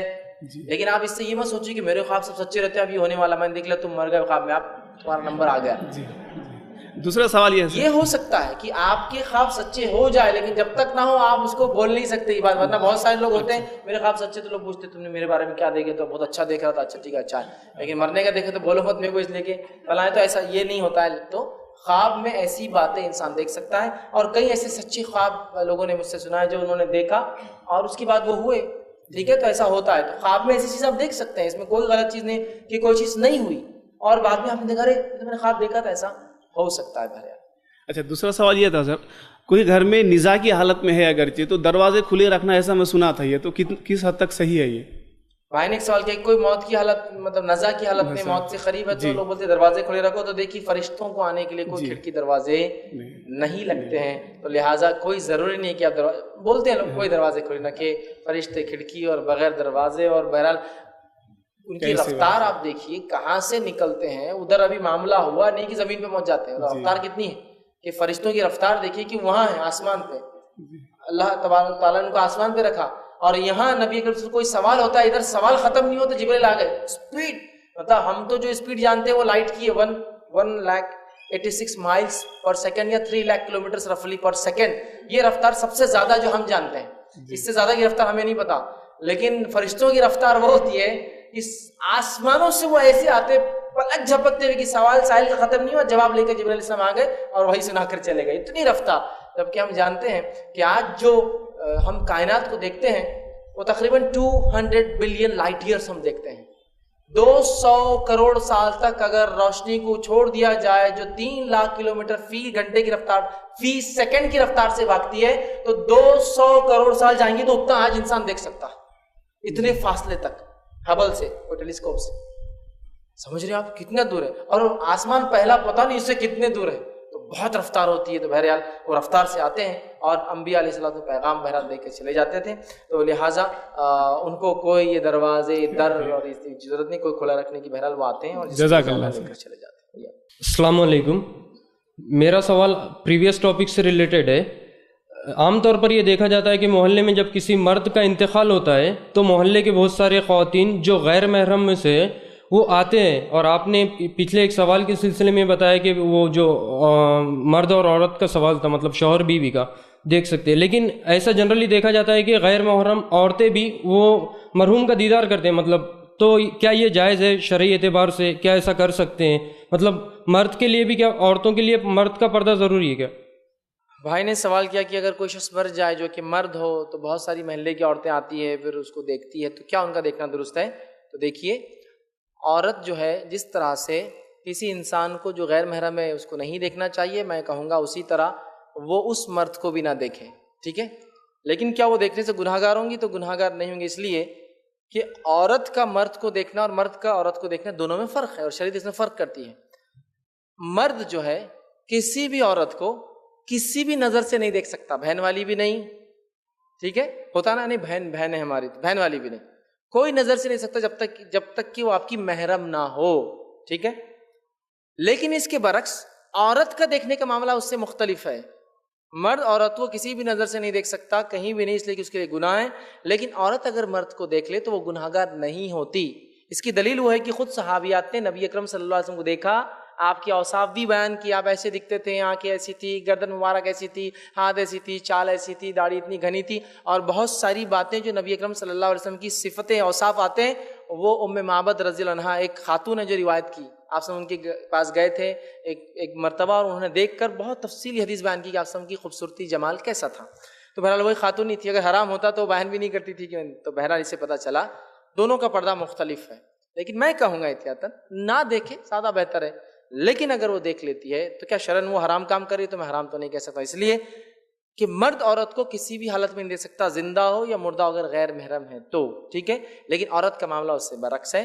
لیکن بہرحال احتیاط کرنا بہتر ہے کہ آپ دیکھیں. لیکن اگر کوئی دیکھنا چاہتا ہے، اس سے اگر عبرت ملتی ہے، اس سے اس کو آخرت یاد آتی ہے، اس سے اس کو موت یاد آتی ہے، تو میں سمجھتا ہوں اس میں کوئی بہرحال اس میں مطلب حرام کا تو بہرحال معاملہ نہیں ہے. لیکن احتیاطی پہلو تو کہوں گا نہ دیکھے تو بہرحال اس کے لیے زیادہ بہتر. لیکن مرد کے لیے کسی بھی صورت میں کسی بھی غیر محرم عورت کو زندہ ہو یا مردہ وہ نہیں دیکھ سکتا. جزاک اللہ. السلام علیکم. فیض بھائی میرا ایک سوال ڈاؤٹ ہے اصل میں، کہ جیسے ہم سب جانتے ہیں کہ تصاویر ایسے کچھ اگر گھر میں ہوں تو فرشتے داخل نہیں ہوتے، تو کچھ لوگ یہ سب جاننے کے بعد بھی گھر میں بچوں کی تصویر یا جو مر جاتے ہیں ان کی تصویر رکھتے ہیں. ان کا کہیں یہ تو مقصد نہیں کہ موت کے فرشتے گھر میں داخل نہ ہوں؟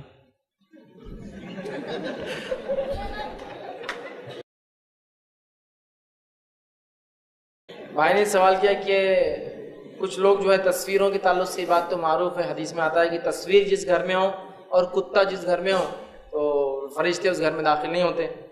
تو کیا وہ لوگ اس لیے تصویر رکھ دیتے ہیں جیسے اپنے مرے ہوئے لوگوں کی، بچوں کی، کہ فرشتے داخل نہ ہوں؟ دیکھیے موت کے فرشتے کے لیے الفاظ نہیں، حدیث میں رحمت کے فرشتے اس گھر میں نہیں آتے، یا فرشتے نہیں آتے. جو جس گھر میں کتا اور تصویر ہو، ملک الموت کو تو کوئی نہیں روک سکتا. جب اپوائنٹڈ ٹائم ہے، جس وقت آنا ہے اور جس کو لے جانا ہے، شور شاٹ لے جاتے اس وقت آ کر، کوئی اس میں وہ نہیں. اب بہت سے لوگ ملک الموت ایک ہوں گے تو اتنے لوگ ایک ساتھ مر جاتے، جب کیسا کرتے ہوں گے؟ وہ عالم غائب کی بات ہے بھائی. آپ مطلب جو ٹائم زون سے ادھر کی بات چالو ہے ادھر. ہو سکتا آج ہمارے جو لوگ کمپیوٹر سے ریلیٹڈ ہے وہ جانتے ہیں کہ ایک جو راؤٹر ہوتا ہے، پتہ نہیں وہ کتنے سیکنڈ کے کتنے لاکھ پارٹ کے اندر لوگوں کو الگ الگ وہ سرو کرتا جاتا ہے. ٹھیک، اس کا لے لو، اس کا لے لو، آئی پی فلاں کا اتنے. تو فرشتوں کی رفتار کیا ہے میں تو بتا چکا ہوں ابھی. کیا رفتار ہے؟ جب دنیا میں آلات اتنے تیز ہو سکتے ہیں کہ سیکنڈ کے 10 لاکھویں حصے کی رفتار سے وہ آئی پی ایشو کرتے ہیں اور لے کر ان کو ڈیٹا دے رہا ہے. فرشتوں کی رفتار تو وہ تو اللہ ہی جانتا ہے کیا رفتار ہے، بہت ہے. تو واللہ عالم. لیکن بہرحال ملک الموت کی وجہ سے اگر کوئی کر رہا ہے، مالک الموت کے لیے کوئی تصویر آرٹ نہیں ہے، کوئی سمندر کے اندر آرٹ نہیں ہے، کوئی آسمانوں سے اوپر چلا جائے. وہ جب آنا ہے، جس کے لیے آنا ہے بھیجے جاتے ہیں اور اس کو لے کر اپنے ساتھ بہرحال چلے جاتے ہیں. جزاک اللہ. السلام علیکم، میرا نام عبدالوہاب انس ہے. میرا یہ کوشچن یہ ہے کہ آپ نے اپنی اسپیچ کے دوران یہ بتایا کہ اللہ تعالیٰ نے فرشتوں کو، اللہ تعالیٰ نے انسانوں کو اپنی عبادت کے لیے پیدا کیا، اور قرآن مجید میں بھی ہے کہ وما خلقت الجن الا انسان الا لیعبدون. تو فرشتوں کو اللہ تعالیٰ نے کیوں پیدا کیا؟ دیکھیے بھائی کا سوال ہے کہ اللہ تعالیٰ نے فرشتوں کیوں پیدا کیا. تو اللہ تعالیٰ نے فرشتوں کو اپنی حمد و ثنا، تسبیح اور عبادت کے لیے پیدا کیا. ان کو بھی، جس کے تعلق سے پوری تفصیلات آپ سورہ بقرہ کی ابتدا میں پڑھی ہے کہ انہوں نے کہا اے اللہ تو ان آدم کو کیوں بناتا جبکہ ہم ہیں نا تیری تسبیح اور پاکی بیان کرنے کے لیے. تو اس آیت سے یہ پتہ چلتا ہے کہ فرشتے اللہ کی حمد و ثنا اور پاکی بیان کرنے کے لیے پیدا کیے گئے. اسی طرح مختلف امور، کام اللہ نے دے رکھے وہ کام کرنے کے لیے پیدا کیے. امور ہے نا الگ الگ، پہاڑ کا فرشتہ، بارش برسانے کا ایک فرشتہ ہے، اور اسی طرح جو ہے اولاد کی وجود میں لانے کے لیے ایک فرشتہ، موت کے لیے ایک فرشتہ. تو بہرحال مختلف کام ہیں. تو اللہ نے فرشتوں کو اپنی حمد و ثنا، تسبیح، بڑائی بیان کرنے کے لیے، اسی طرح جو ہے کچھ کام اللہ رب العزت دے رکھے ہیں. لیکن آپ اگر پوچھیں گے کیا مقصد، جیسے قرآن نے کہا وما خلقت، تو واللہ عالم، اللہ بہتر جانتا ہے اس نے کس مخلوق کو کیوں پیدا کیا. لیکن جو ظاہر باتیں ہمیں پتہ چلتی وہ یہ کہ اللہ کی حمد و ثنا، بڑائی بیان کرنے کے لیے اور مختلف کام جو اللہ نے انہیں دے رکھے اس کام کے لیے پیدا کیے. اور آپ نے بتایا کہ فرشتوں کی ریئل امیج کو ہم دیکھ نہیں سکتے، لیکن ایک مرتبہ کہ ویڈیوز میں آیا تھا کہ کعبے کے اوپر ایک اینجل اتر رہا ہے اور بڑے اس کے بعد بچا رہا ہے کہ اللہ اکبر، فرشتہ اتر رہا ہے. یہ رائٹ ہے، کریکٹ ہے نہیں؟ بھائی نے ایک سوال کیا کہ ایک ویڈیو آیا تھا جس کے اندر کوئی پتہ نہیں کوئی سفید رنگ کی چیز ہوا میں اڑ رہی ہے، کعبے کے اطراف گھوم رہی ہے. اور وہ ویڈیو میں نے بھی دیکھا کہ بولے فرشتہ طواف کر رہا کعبے کا. پتہ نہیں لوگ کہاں سے لا لیتے، وہ گھٹیا قسم کی ایڈیٹنگ تھی وہ، یا پھر ویڈیو خراب ہوں گا اور اس میں کچھ تو بھی نظر آ رہا ہے. اور یہ بہت سارے لوگ تو بنا لیتے ہیں. اور بولتے جھوٹ اس لیے ہم بول رہے ہیں کہ لوگ نیکی کی طرف بڑھے، فرشتہ نظر آ گیا دیکھو فلاں ہیں، تو یاد رکھیے وہ ویڈیو سب ایڈیٹڈ ہوتے ہیں اور اس کی کوئی حقیقت نہیں. فرشتوں کے لیے بیت المعمور ہے، وہ وہاں کریں گے، یا ایک غائبی کی شکلیں ایک الگ چیز ہے، لیکن اس طرح سے کوئی اڑتے ہوئے نظر آ رہا، کعبے پہ روشنی اتر رہی جا رہی، فرشتہ آیا، اس کی کوئی حقیقت نہیں سوائے وہ کیمرے کا بھی اوپر جاتے تھے کہ روشنی کی ایسی کرن نظر آتی ہے جو کعبے تک جا رہی ہے. وہ ایک عام بات ہے. آپ دیکھیے لائٹس جب چلتی ہے، عکس پڑتا ہے کیمراز پر تو پھیل جاتی ہے، تو اس کی کوئی بہرحال حقیقت نہیں ہے. تو فرشتے ایسے کسی کو نظر نہیں آتے. ہاں ایک زمانہ آئے گا جب عیسیٰ علیہ السلام نازل ہوں گے، ایک تفصیلی بہرحال اس کا عنوان ہے میرا، تب انسان فرشتوں کو اپنی آنکھوں سے دیکھیں گے. عیسیٰ علیہ السلام 2 فرشتوں کے کاندھوں پہ ہاتھ رکھ کے آئیں گے. آپ نے فرمایا تم فرشتوں کو دیکھو گے نیچے اترتے ہیں، وہ ایک الگ چیز ہے، ٹھیک ہے، ورنہ عام حالت میں نہیں آتے. اور ویڈیوز فیک جھوٹے ویڈیوز ہیں، ایڈٹ کر کے بنائے گئے. جزاک اللہ. علیکم، میرا نام محمد الیاس ہے، میں پیشے سے ٹیچر ہوں. میرا سوال یہ ہے کہ ابھی آپ نے بتایا کہ گھر میں تصویریں رہنے سے گھر میں فرشتے داخل نہیں ہوتے، تو اخبارات میں جو تصویریں ہیں اور جو کمپیوٹر پر ہم ڈیسک ٹاپ پر جو تصویریں رکھتے اور ٹی وی وغیرہ جو گھر میں ہیں، کیا ان کا شمار بھی انہی تصاویر میں ہوتا ہے؟ بھائی نے سوال کیا کہ تصویر رکھنے سے فرشتے نہیں آتے، تو کیا وہ جو نیوز پیپر میں ڈیسک ٹاپ پہ یا ہینڈ سیٹ میں رکھتے ہیں؟ ہاں یہ تصویر یہی اس کا معنی ہے. تو اگر پیپر آتا ہے تو آپ ڈھانک کے رکھیے اس کو، اگر ضرورت ہے اس کی تو ڈھانک کے رکھیے. تصویر کوئی ہو تو اس کو چھپا دیجئے. ڈیسک ٹاپ ہینڈ سیٹ پہ تصویر ڈالی ہی مت، وہاں کیا شرعی ضرورت ہے؟ بچوں کی تصویریں ڈال دیتے، پتہ نہیں لوگ خود کی تصویریں ڈال دیتے ہیں. تصویر دیکھیے شرعی عذر کے تحت کھنچانا علماء نے اجازت اور جواز دیا ہے، لیکن بنا شرعی عذر کے بس کچھ بھی، میں یہ کھا رہا، میں یہ پی رہا، میں یہاں جا رہا، میں یہاں سویا ہوا، میں یہاں تیر رہا، میں یہاں ڈوب رہا، میں یہاں گر رہا، میں یہاں مر رہا، اس کی بھی تصویر ڈالتے لوگ. ایسے بھی سیلفیز ہے جو مرنے سے پہلے، گرنے سے پہلے لی لوگوں نے، خودکشی کر رہے، فوٹو کھینچ کے گر گیا پیچھے اور فوٹو ڈال. ہاں ایسے بھی ہے.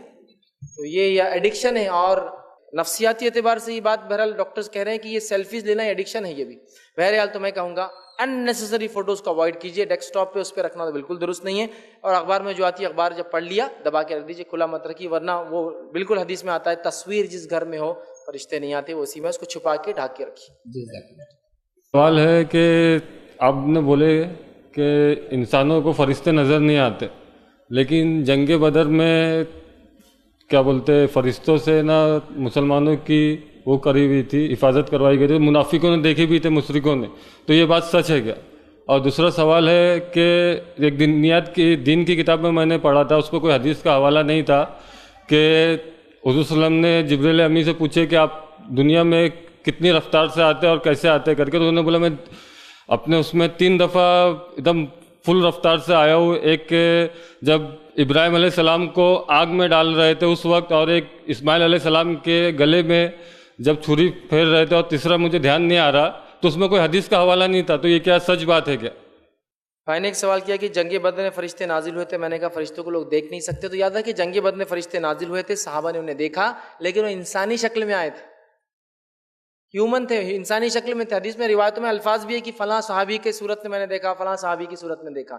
تو لہٰذا وہ فرشتے جن کا تذکرہ آتا جنگ بدر میں اور دیگر جنگوں میں آتے ہیں، وہ انسانی شکل میں آئے تھے، اپنی حقیقی شکل میں نہیں آئے تھے. رہا آپ کے سوال کا دوسرا حصہ کہ جبرائیل علیہ السلام کے تعلق سے کہ وہ 3 مرتبہ بڑے رفتار سے دنیا میں آئے تھے. ابراہیم علیہ السلام کو آگ میں ڈالنے کے وقت، اسماعیل علیہ السلام چوری اور بتا، واللہ عالم، میرے علم میں بہرحال یہ بات نہیں ہے. اگر آنے والے ہفتوں دنوں میں اگر میں معلوم کر سکا تو انشاءاللہ آپ کو بتانے کی کوشش کروں. ٹھیک ہے، شکریہ. میرا سوال پردے کے تعلق سے. ابھی آپ نے بھائی نے سوال کیا تھا، آپ نے کہا کہ جو نا مرد کا دیکھنا اور عورت کا دیکھنے میں فرق ہے، جبکہ میں نے مسلم میں پڑھا تھا، مسلم کے اندر، کہ رسول اللہ صلی اللہ علیہ وسلم اور ام سلمہ کھڑے ہوئے تھے، تو نابینا صحابی ام مکتوم آئے، تو رسول اللہ نے کہا کہ آپ پیچھے ہٹ جاؤ. تو یہ کیا درست ہے کہ آپ نے؟ بھائی نے ایک سوال کیا کہ میں نے کہا کہ عورت مرد کو دیکھ سکتی بنا شہوت کی نگاہ سے، جبکہ حدیث میں ہے کہ ام مکتوم جو کہ ایک نابینا صحابی تھے، وہ آئے تو آپ صلی اللہ علیہ وسلم نے الفاظ بھی ایسے حدیث کے کہا کہ وہ تو نابینا ہے، ایک امہات نے کہا، تو آپ صلی اللہ علیہ وسلم نے کہا وہ نابینا ہے، تم تو نہیں ہو، تو اس کا کیا معاملہ ہے؟ تو دیکھیے وہ روایت ابو داؤد کی ہے اور وہ روایت ضعیف ہے، جبکہ اس کے بعد بخاری کی روایت ہے. آپ صلی اللہ علیہ وسلم، ہماری عائشہ فرماتی ہے کہ میں عید کا دن تھا، نبی اکرم صلی اللہ علیہ وسلم نے کہا کہ عائشہ کرتب دکھانے کے لیے کچھ لوگ آئے ہوئے ہیں حبشی، کیا تم ان کے کرتب دیکھوں گی؟ میں عائشہ نے کہا میں دیکھوں گی. وہ آئی، نبی اکرم صلی اللہ علیہ وسلم بیٹھے رہے اور اپنی تھوڑی کو یہاں رکھا اور وہاں سے دیکھتی رہی. پھر آپ صلی اللہ علیہ وسلم روایت میں الفاظ کہا عائشہ بس، تو کہا نہیں ابھی میرا دل نہیں بھرا. پھر روایت میں آتا آپ پڑھ لیتے کہتے عائشہ بس، وہ کہتی نہیں میرا بھی دل نہیں بھرا. اور روایت میں آتا وہ پھر پوچھتے آپ کی بس اب ہو گیا، وہ کہتی ہاں اب میرا ہوا.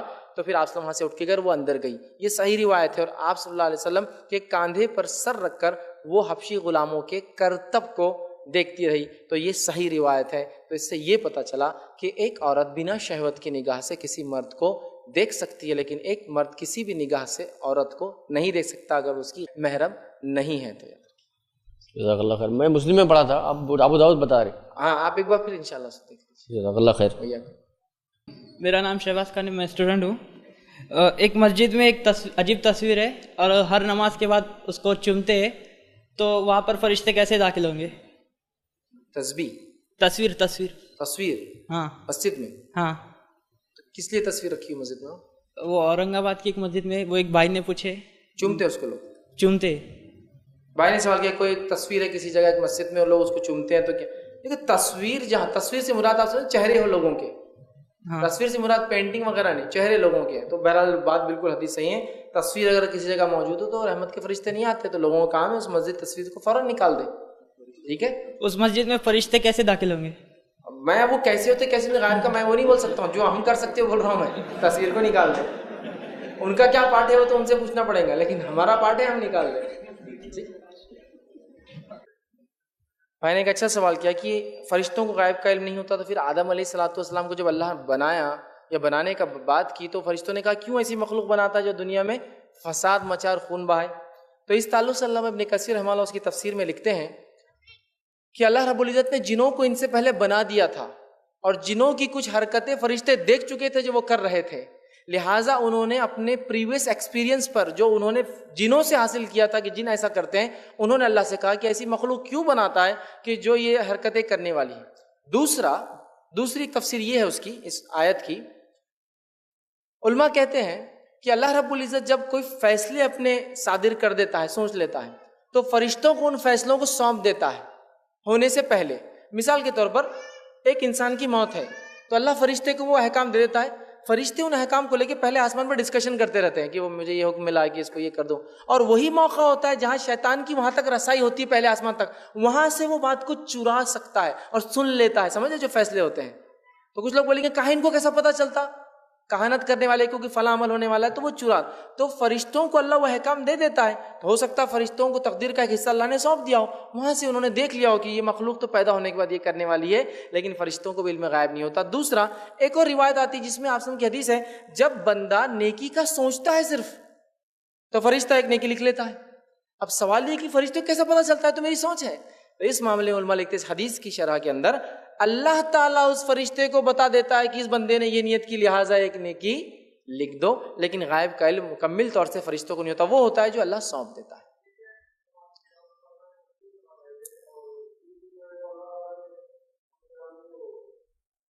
ہاں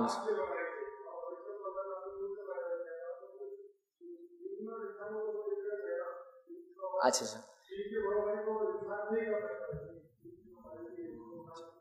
دیکھیے اس معاملے کا آپ کا جو سوال ہے کہ جن تو الگ ہے، پھر فرشتوں نے جنوں کے ایکسپیرینس پہ کیسا کہا، وہ یہ پوچھنا چاہ رہے ہیں نا. تو دیکھیے سب سے پہلی چیز، پہلے انسان مٹی سے بنے لیکن میں اور آپ گوشت پوشت سے بنے ہوئے.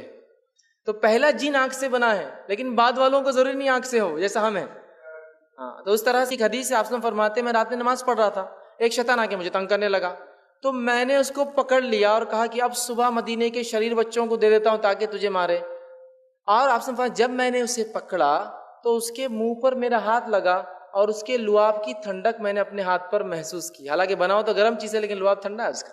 تو اس کا معنی یہ ہوا کہ پہلا جن شیطان مطلب جن جو تھا ابلیس وہ آنکھ سے تھا، لیکن اس کی اولاد کا ضروری نہیں ہے کہ وہ بھی آنکھ سے ہو، لہٰذا وہ اس بیسس پہ انہوں نے کہوں گا. باقی واللہ اعلم بالصواب، اللہ بہتر جانتا ہے. وآخر دعوانا ان الحمد للہ رب العالمین. سبحان ربک رب العزۃ عما یصفون وسلام علی المرسلین والحمد للہ رب العالمین.